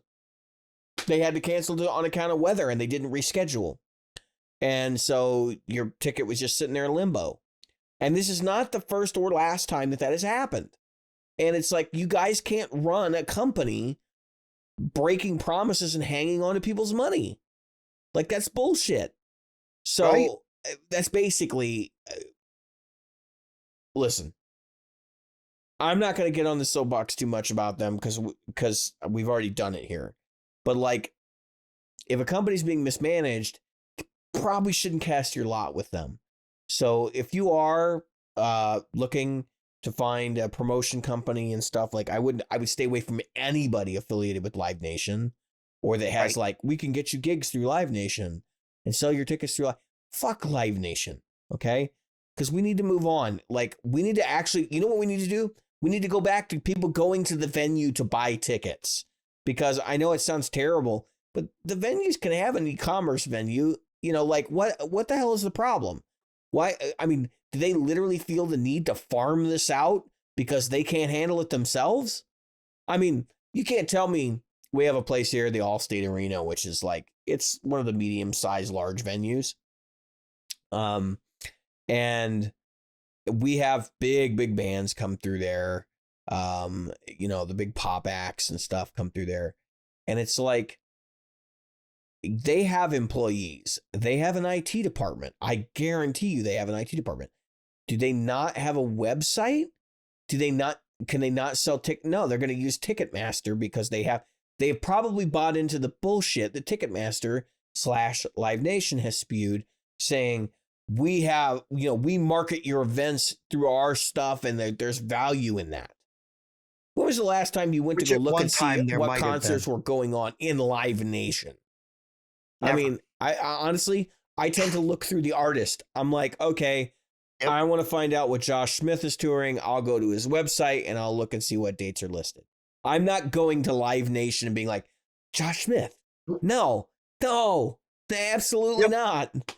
You know? Well, when in the beginning, when I first started looking at, we're talking 25, 30 years ago now, or so. When I first started buying tickets online, it was like when Amazon, remember when Amazon sold books? Yeah, those days. It was mostly, I think, used college books, if I remember correctly. Yeah. Because that's where I bought my used college book. So when I was going in those days, it was like, wow, I don't have to drive downtown and stand in a line and wait or make a phone call, you know. And then hope they're there. Right. Hope that you get a ticket. Okay, I get it. But now you get a convenience fee. Oh, which is like movies do this and everything. That's way over the top. I mean, some of them. I mean, I went to see the new Doctor Strange. Just using this as an example, and the new Doctor Strange tickets were about $30 total for my son and I, which is cheap, by the way. Yeah, that seems about right. I mean, but $3 of each ticket was a convenience fee. And it's like, there shouldn't even be a convenience fee to theater, number one. Why is there a convenience fee? And that's what Live Nation's doing. They give you this convenience fee. Yeah, except it's not $3. It's like $25 a ticket. Yeah. Like, it's just like, insane. What am I getting for? I'll drive to the Scope. I'll drive 15 minutes and stand in a line to save $20. What am I paying for? What convenience? What convenience? Because you're still doing like will call, or you have to print them yourself, or like, yep. There's nothing convenient about it. Nothing convenient. Just ridiculous. And I'm charged $25 each. And now there's shows where you can't take Jack White was just in town. You can't take your cell phone in. So you can't put your tickets on your cell phone. Yeah. Yeah. And if you do bring your cell phone in, they give you this locking mechanism that prevents you from being able to get into it. So it's just, it is being insane. They had a FJW t-shirts printed up for Jack White when he came to town, because he did that. And I'm like, wow, you know, that's crazy. I get that. So I'm not, just as an aside, since we're talking about that for a second, I get that performers want to protect the integrity of who they are, and they feel like, I'm very vulnerable and I might say or do something stupid that everybody's going to talk about for years, and I don't want to capture it on camera. Like, you know, Lenny Kravitz's dick hanging out. If anybody remembers that shenanigans. But like, you guys are celebrities. Do you think you're going to escape this? This is fucking nonsense. And that's what your convenience fee is paying for. So they can have a little bag with a zipper and a lock on it, you know, so you can't have your phone during the event. Bullshit. Enough. Like, enough is enough. I won't go see acts that do that kind of horse shit. I'm sorry, it's just not worth it. Like for you to impart your freedom upon me that I can't judge you and place when you say something stupid or racist on the internet because you're an idiot and you said it on stage in front of people. Just be better. Stop worrying about the fucking cell phone and just be better. It's not that hard. Like now, and in Jack White's case, he's a good dude. So why the hell does he care? Like, what does he think he's gonna do? Is he afraid that people are going to share clips of his show and then people won't go and see him? Then maybe you should be a better performer. I'll tell you, the clips of what I've seen of Bon Jovi have convinced me that I would not go see Bon Jovi. They'd have to pay me to go see a Bon Jovi concert right now. Yeah. Well, I mean, but that's like, that's a dozen artists, right? Like people made that commentary about David Lee Roth on the last Van Halen tours and stuff. I mean, the reality is, like, at least for me, when somebody like Jack White, and I know John Mayer did that on that Dave Chappelle tour, where he didn't want cell phones in the audience or whatever. I'm not like that situation is a little bit different because there's a comedian, right? And the material would get shared online and people wouldn't go. But like, if somebody videotapes a Kiss show with their telephone, well, I know Kiss is not touring anymore, but if somebody were to videotape a Kiss show with their telephone, no one is not going to go to that Kiss show because it was videotaped. That's right. That's just asinine. And that's what rock and roll is supposed to be. And it's supposed to be in the moment, and it's supposed to be raw, and it's supposed to be sort of rough around the edges, and nobody knows what's going to happen at the show. And, you know, maybe you'll get to see Lenny Kravitz's dick. Like, that's supposed to be, you know what I mean? Like, that's shit that happens, right? Maybe. I mean, so, yeah, in the Lenny, let's be real for a minute. The Lenny Kravitz thing, yeah, it sucks to have your genitals out in public. Like, that was for everybody. It's a terrible that is so embarrassing. It is funny. It's an awful thing. Like, it is an invasion. It is an invasion of his privacy. It is borderline. I would say it is borderline abusive. Yeah, but no, people the person post that, but the person shooting that didn't know it was going to happen. No. Posting it's another thing altogether. Yeah, but I don't think it was right to post it. But again, like that story was going to come out. Somebody had the footage. It was going to show up somewhere at some point. There's nothing you can do about that. I don't fault any specific person for posting that because we would never know who actually posted it. You know, there could have been 10 people with a cell phone running at that exact moment, you know, right. And it's like, it could be any one of those 10. So, right. And maybe multiple, for that matter. If it was me, they'd have had to been a lot closer to the stage. But I'm just saying, like, yeah, that sucked. Cause like, let's be real. Nobody wants to have their junk like on the interwebs. No. I get it. Definitely. Unless you're a porn star and then your junk's everywhere in the interwebs, but, that's a whole other thing. So, I think we put a pin in the Live Nation thing, but like, ultimately I'm just saying, like, we need to really think about community as musicians, and like, not just guitar players, but just like musicians in general, and coming together and starting to make decisions that actually benefit all of us rather than a couple of us. And, we need to encourage people to lift up the starving artists in our community, because that's part of the issue. Right. So like we talked about the people that will work for peanuts because they have to have money to feed themselves. So kick them a gig. Like if you got an opening spot or something, like, hey, I'm going to have you come in and you can just take the opening spot. It's just your warm up act anyway. Like you'll get paid decently. So then you can go home and you can eat, so that we don't have to worry about you taking the gig for like $10, you know, so you can have musician soup. Like it's bullshit. That's the kind of stuff we need to be thinking about. It's like, how do we keep that crap from happening?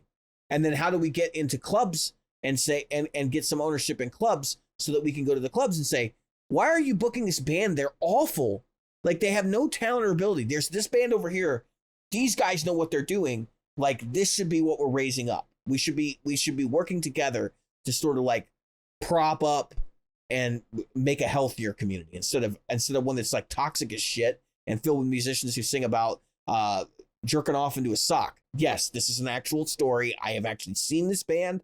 They were at an open mic. They were a featured act, and it was the most just revolting, horrible display of music I've ever seen. People that didn't know how to play their instruments, talking about, their mom finding them doing things that they shouldn't, and like that was their lyrical content. And one of the guys it's just a whole thing. Like, look, that's the kind of crap that shouldn't be featured anywhere at an open mic. Like, it's not good.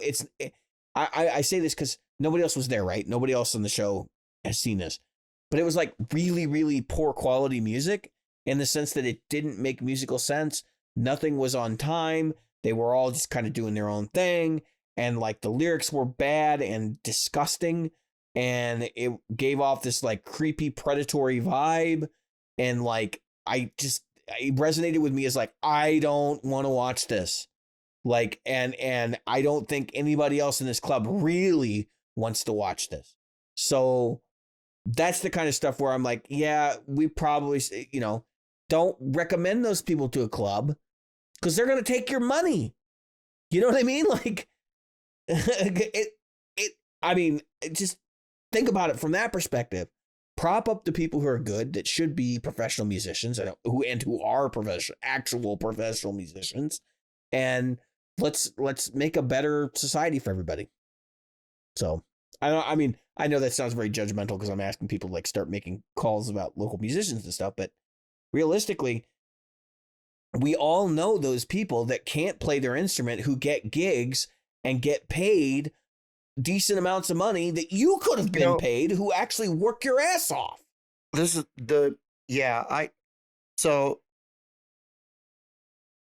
I know folks who, they're not just bad, they are, people walk out of a venue.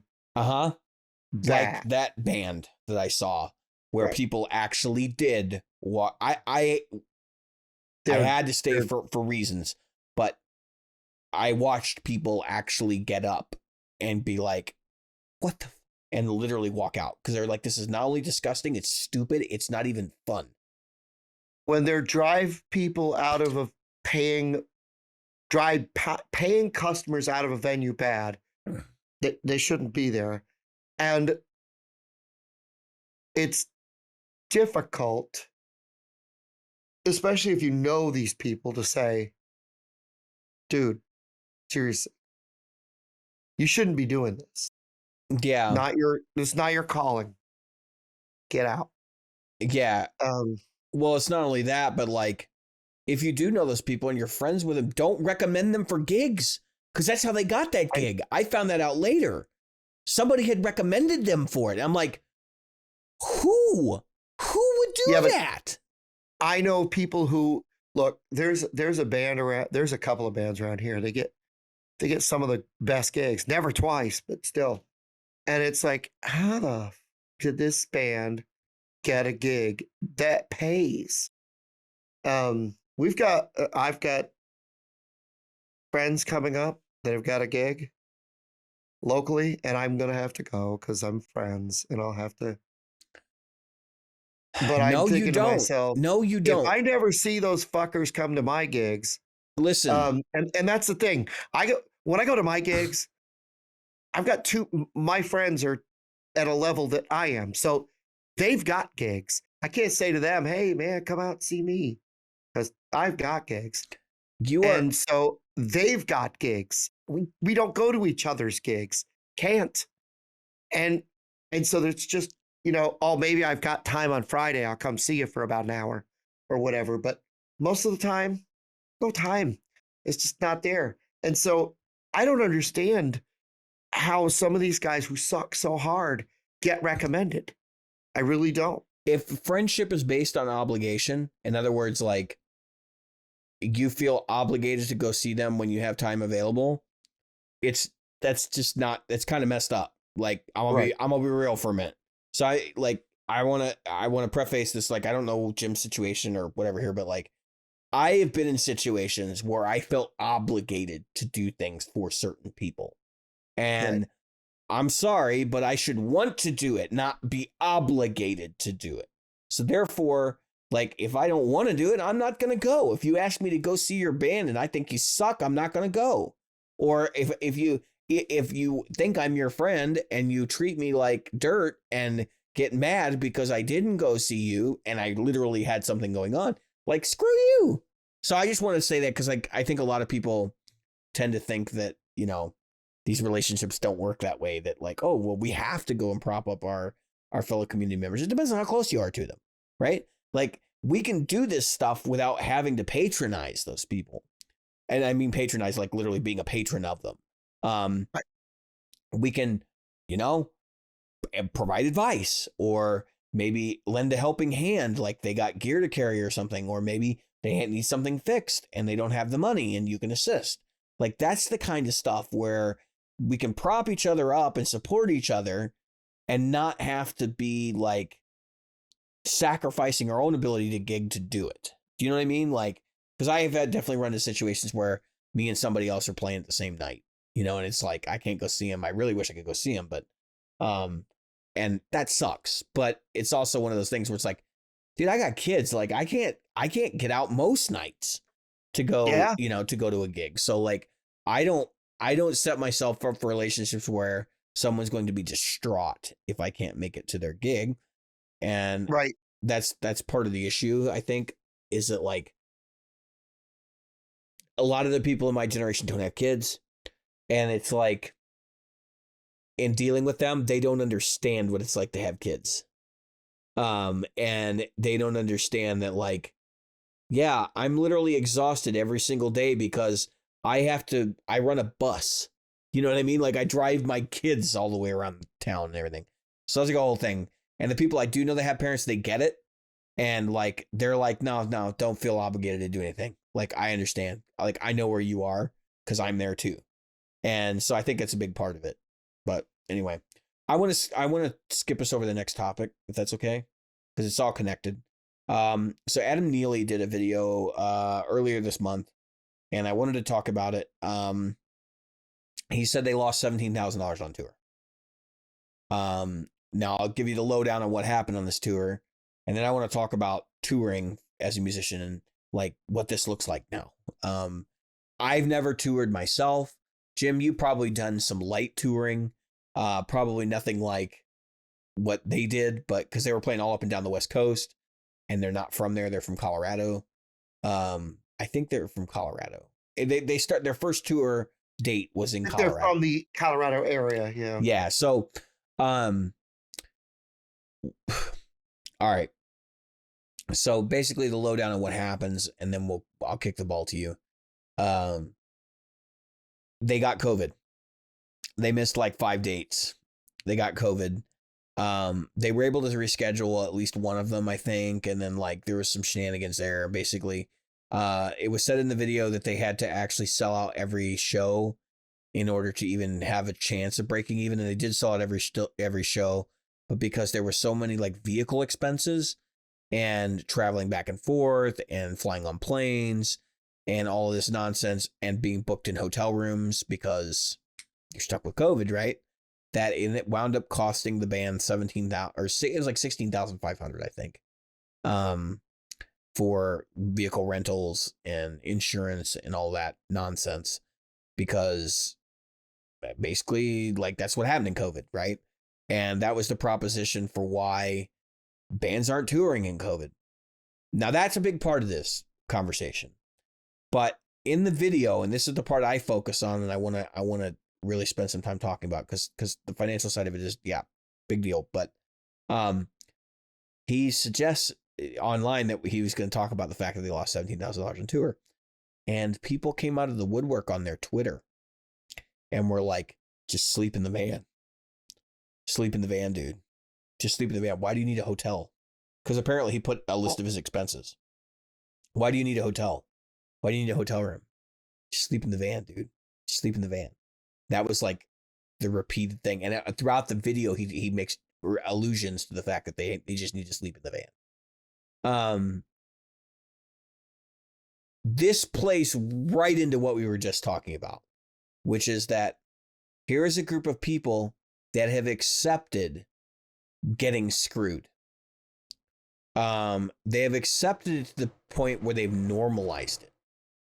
Sleep in the van is not just, it's like a battle cry. Are you a real musician? Real musicians sleep in the van kind of conversation. Like, listen, I've never toured. I have slept in cars. I have slept in vans. And I can tell you right now, if I was on tour, I'm not sleeping in the fucking van. I don't care what it costs. I just don't care. I have no desire to tour like that.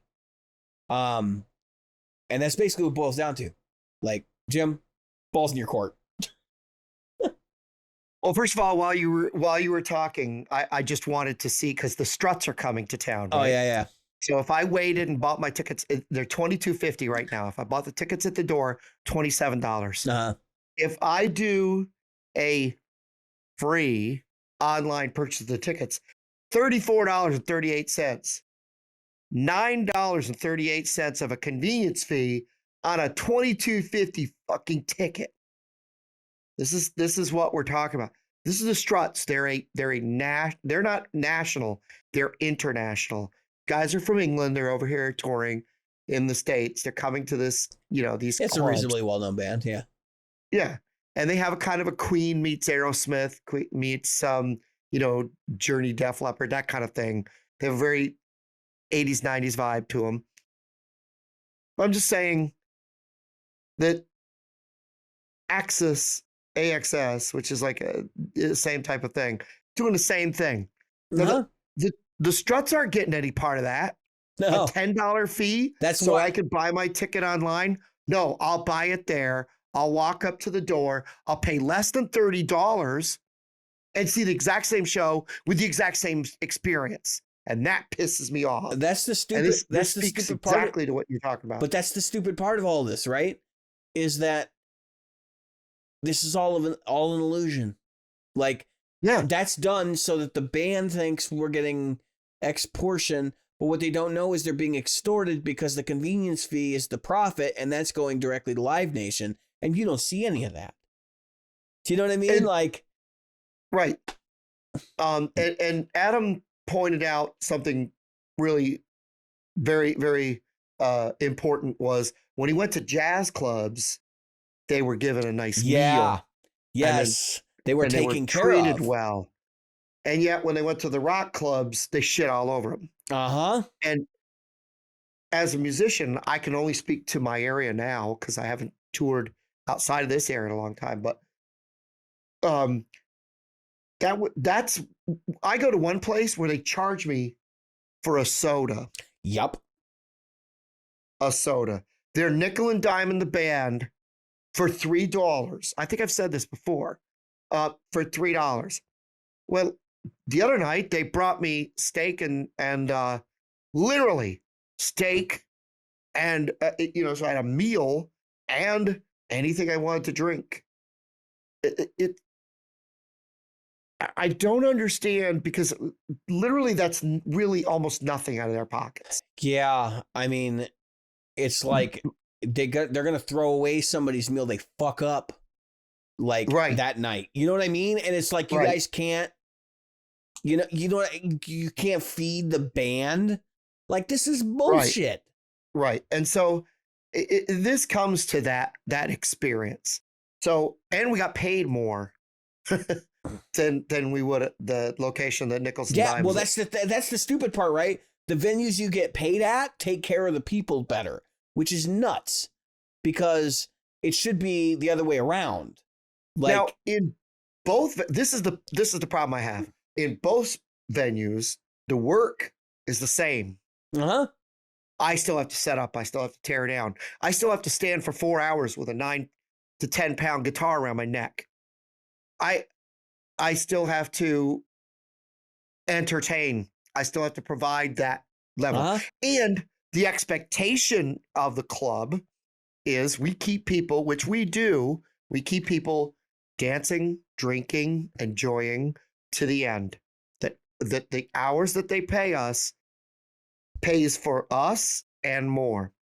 Why bring us in if it's zero? It should be more, right? They should walk away. That should be the expectation from everybody. We get paid a fair shake, and they make more money than they would if we weren't there. That's why if you're a shitty band and you drive people away, not only did you cost them money, they didn't make as much as they would have made if you weren't there. Right. And even if you're a decent band and you break even, you bring in your mom and your 2 cousins and your sister. Well, they break even. That doesn't help either. And Right. your high school sweetheart or whatever. Right. So those are the things that I'm talking about, is that we have to start looking. I don't know Adam Neely's band from anybody, and I'm not a jazz guy, so I don't know his music. Yeah, he's legit. Like his band is really good. Yeah. I saw some clips, and I know Gene Kelly, so I'm familiar with the style of music at least, and I knew the keyboardist he brought in, Chris What's-His-Face, and I've heard of him before, and I've seen his stuff. So I didn't know Adam was in that circle of kind of fusion type. Yeah. Type. And so I thought that was pretty cool. I learned something from that. But more importantly, what I took from what I saw and what I heard is that he's right. He and the other guy took on all the responsibility and accountability. And I want to talk because I think it's important. They would have made a shit ton of money.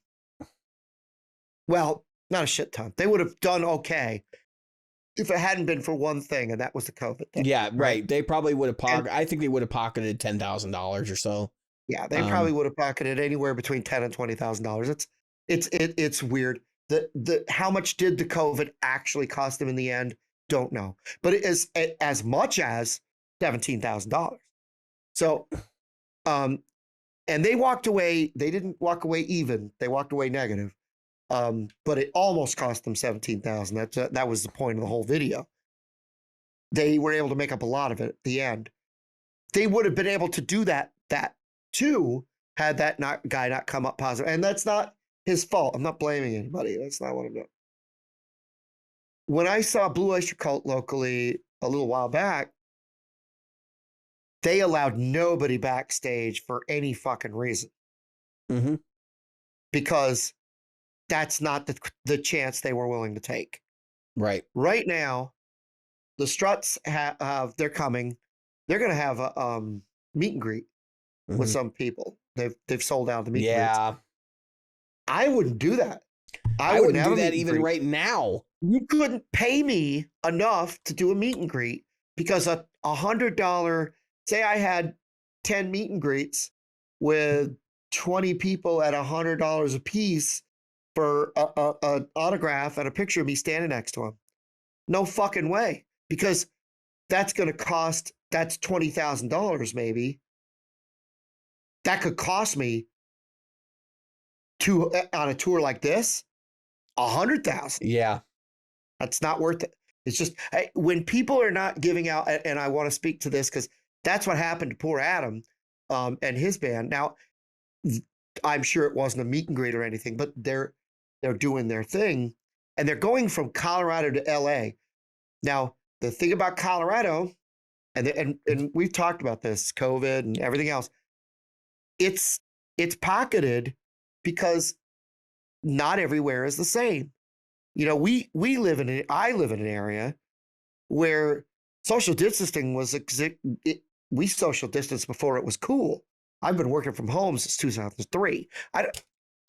I have a very different attitude about it, but that's because my lifestyle doesn't include me like this with people. You go from Colorado, and I don't care that it's near Denver. They're not in Denver. They're near Denver. And then they go to LA, and you go into LA. LA is now nut to butt. Everything you do. That's a military term, folks. It means your front end is right against their back end, who's against the front. It's like being in a conga line for a whole city. Right. And you're literally on top of each other and beside each other all the time. I can't imagine right now, like where you live in the city. And you're a little more distant than they are. But when you go into Chicago, I mean, You know, you're in the midst of it. And I don't have that. The worst I go to is I literally avoid going to Virginia Beach. Virginia Beach, like it's Yeah. nothing like Miami, folks. Believe me. Um, when it's summertime, what's next weekend hits, I don't go to not Virginia Beach proper, the beach that most people think of when they think of Virginia Beach. I don't go to the beach. Fuck all that. I'm not going out there. I'll go to the military base because then there's only military people, and we know how to respect each other's privacy and distance and other things because we've lived in a series of rules and regulation, and we know how to do that kind of thing. It's not because we're any better than anybody else. It's just because it's kind of ingrained and instilled in us that we have that respect for each other and that thing for rules. But I'm just saying that I feel sorry for him. I really do. I you know, but the point that I think you're making, and I'm sure of this, there were people that I'm sure were making money when he was losing money. Because the club, I watched those videos. Now, of course, they're going to show the best times of the gig and stuff, but that place was packed and hopping. Yeah. They were making some cash. You know, they were making some jingles. Yeah, which is why I kind of laugh about that, because it's not just did they pack the place, because you know the venue does, like, they're making money on that too, in addition to the drinks, which is like, okay, so they pocketed X, you know, thousands of dollars, and that's, so I guess what I took away from that was like, if the venue's going to treat you like dirt, why do you go back there? Do you know what I mean? Like, I don't like going to. I've gone to some venues where it's like, we're actually playing there again soon. We're shoved into a corner and it's like really small, but you know what? They treat us great. right? You get, if you get like free us, food and drinks and stuff, like, who gives a shit? Like, and it packs, and they're appreciative and everything else. We played the place we played Friday. The stage was too small. I had my microphone down on the ground and the mic stand way too high, but again, treated us so well. Brought me a steak dinner. Yeah, I know. Like, that's a and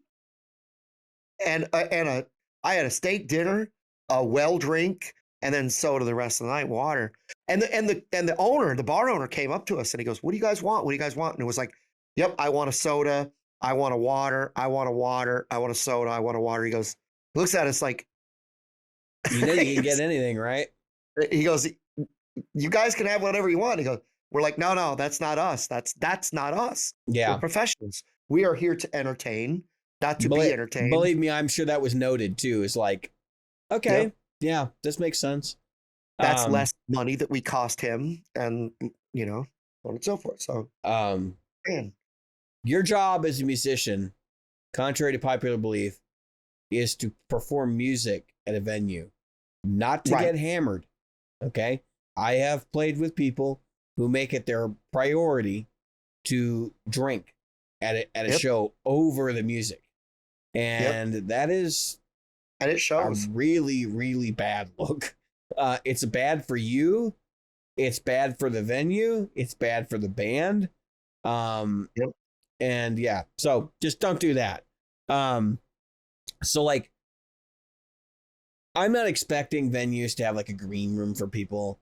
I actually, the thing that struck me about this is that, given the nature of 2020, 2021, and now 2022, and the apocalypse that these clubs are seeing, which is not just, you know, the clubs losing money because people are, you know, bands are canceling gigs and whatnot.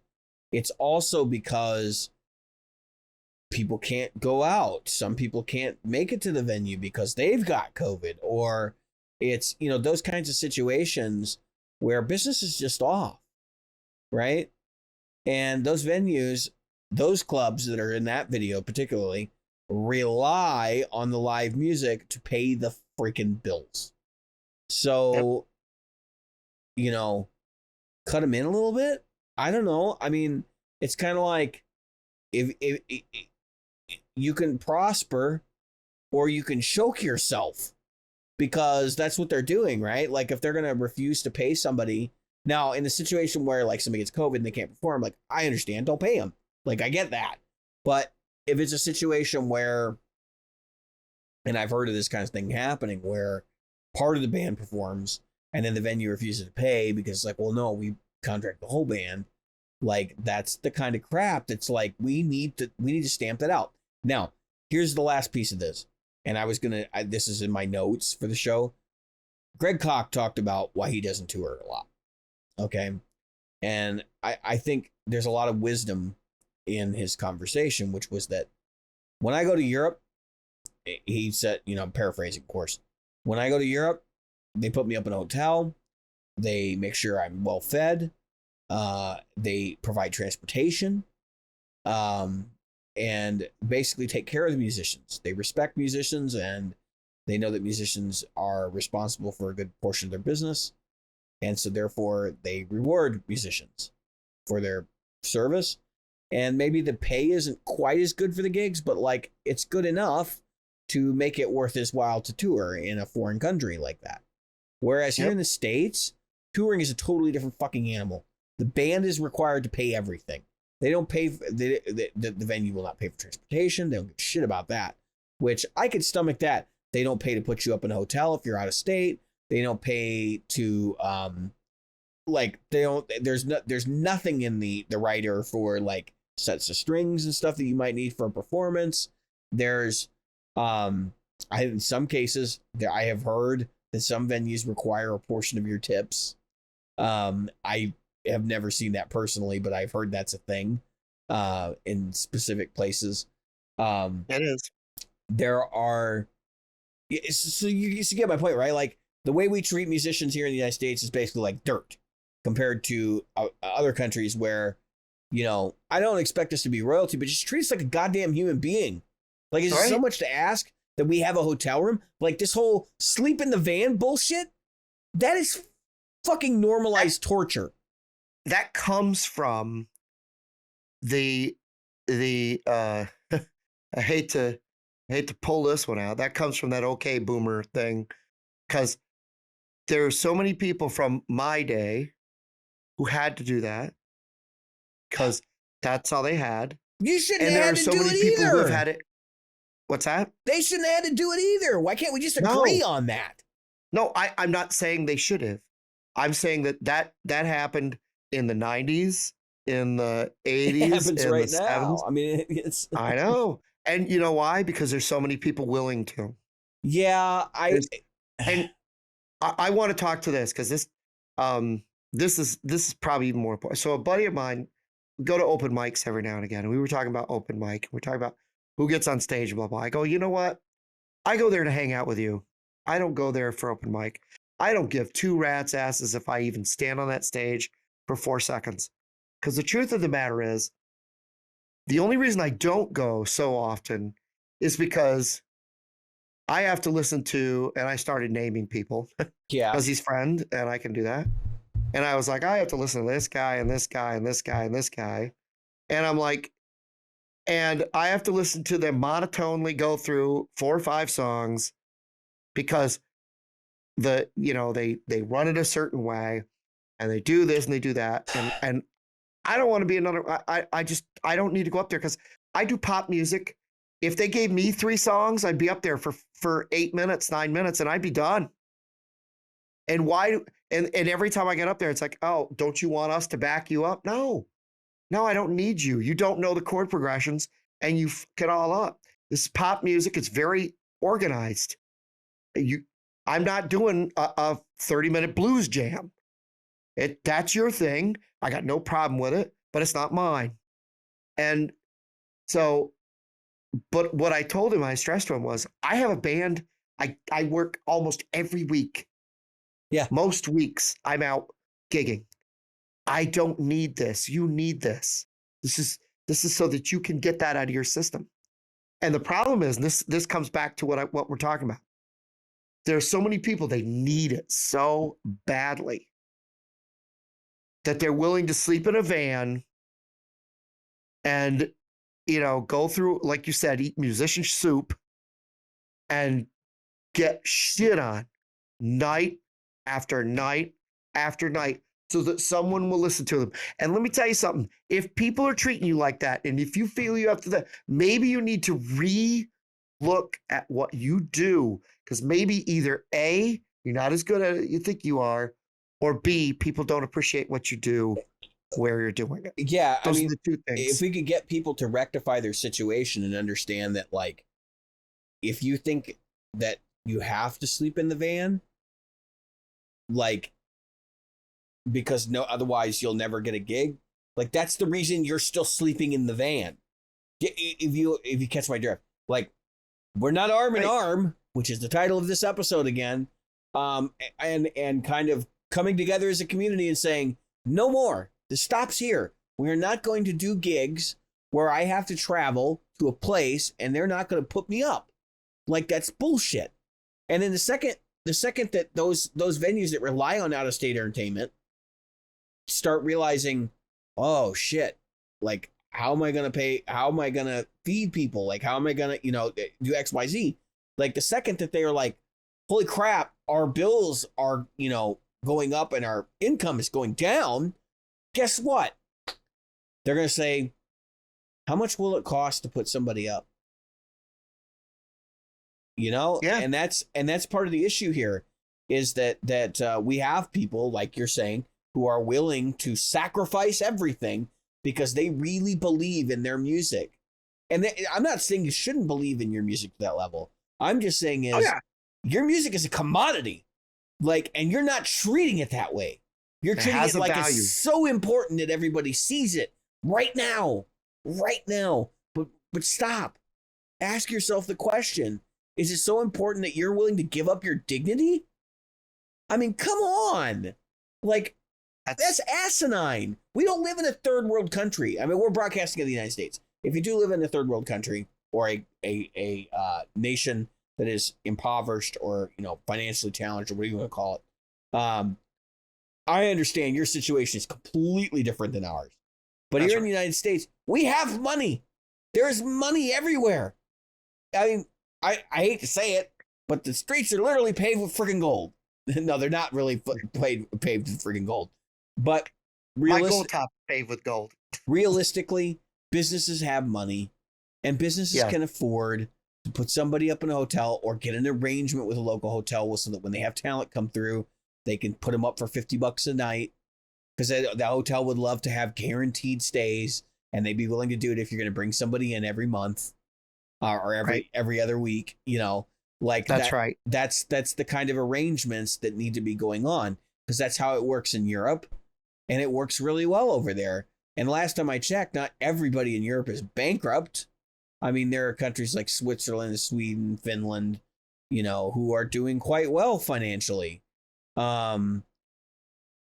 So I don't know. I'm just putting it out there. I think we can all do better if we hold the venues accountable and hold the business people accountable, the live nations and all that crap that we all have to deal with at some point along the path.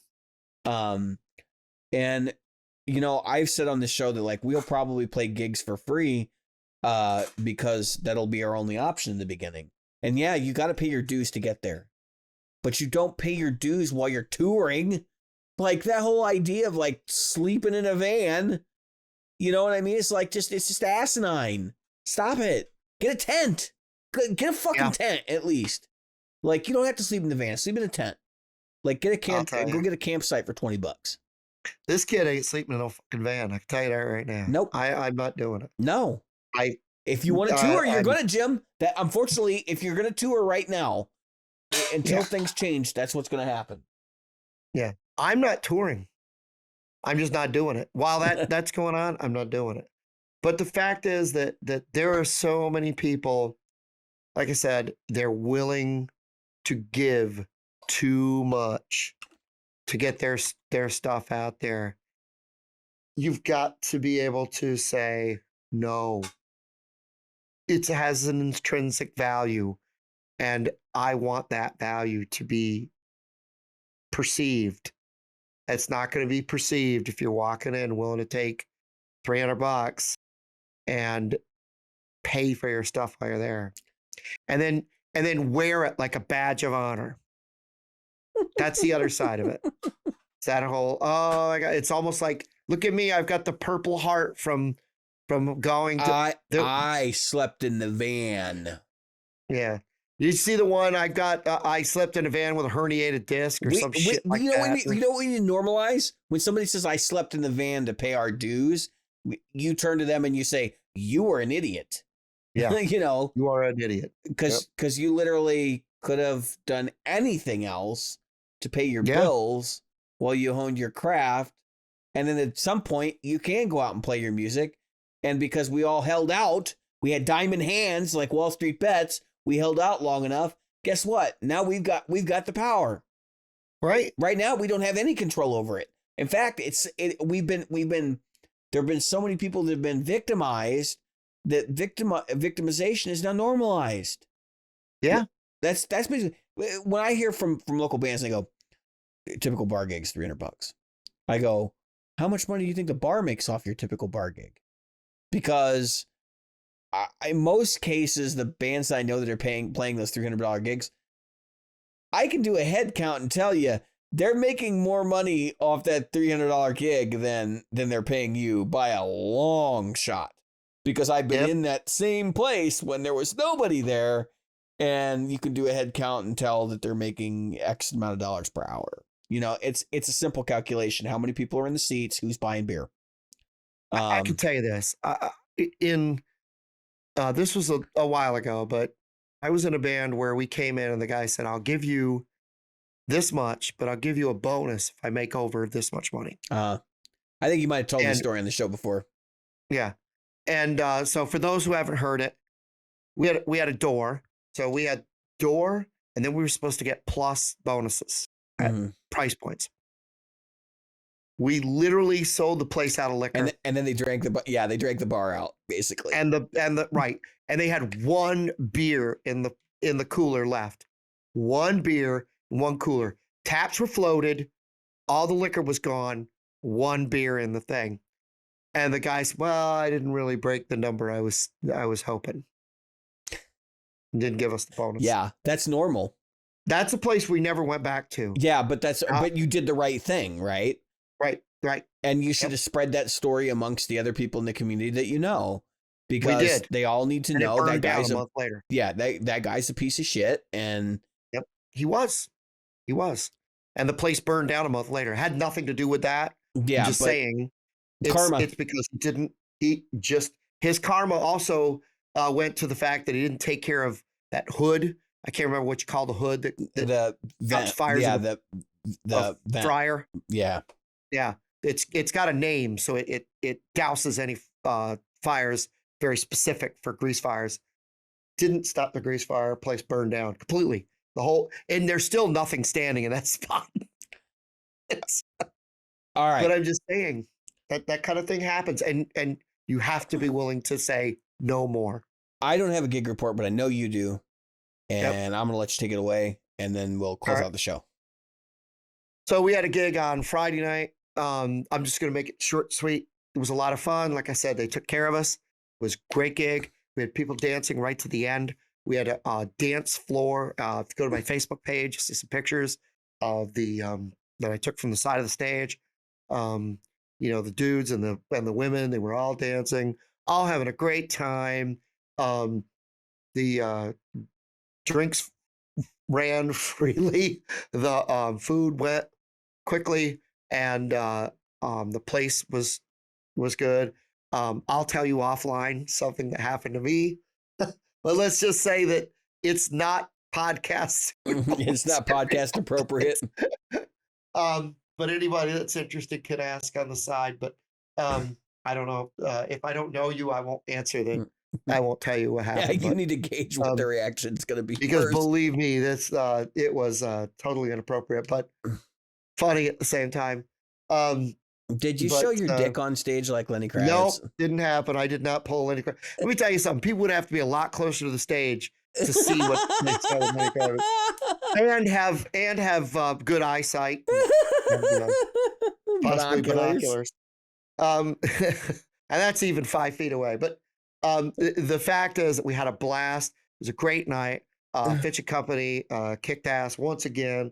Got to give a shout out. We're playing the KOA in Virginia Beach. You may or may not hear that before this thing drops, but that's where we're going to be next weekend for Memorial Day Saturday, 6 to 9 p.m. Lots of fun to be had. And then we've got a gig the following weekend. Of course. So we've got weekend, right through up until right before the 4th of July. We're booked. We're taking the 4th of July off. I'm going to New York, enjoy myself. But it's one of those things where it's just like this. It's happening so fast and happening in stellar form. The only downside of it is trying to learn new music and rotate new stuff in, a little more difficult. I got a lot of solos to learn for this weekend. Got some stuff I got to get together for the weekend so that I'm ready for it. And I'll say this for the gig report, and I'll let it, and then I'll drop it. So on songs where either I or the other guitar player don't know the chords, you know what we do? Volume to 0, mime away. We both did that. I have definitely had to do that at open jams before. I don't mind though, because in an open jam, it's kind of expected that you're not going to know the piece. Yeah.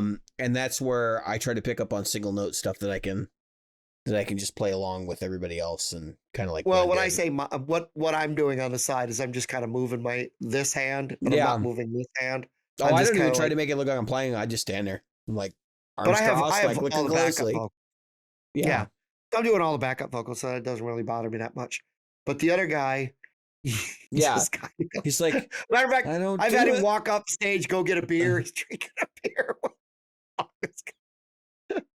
which is cool. I mean, look, people love what we do, and it's obviously working. So I'm definitely not questioning any of it. We're having fun. We're doing well, and we'll get those new songs, because what it is a song will get thrown at him. And he's like, "Oh shit, I didn't learn that song," or a song will get thrown at me, and I'm like, "Oh crap, I don't remember the bridge. I'm just going to stand there during the bridge."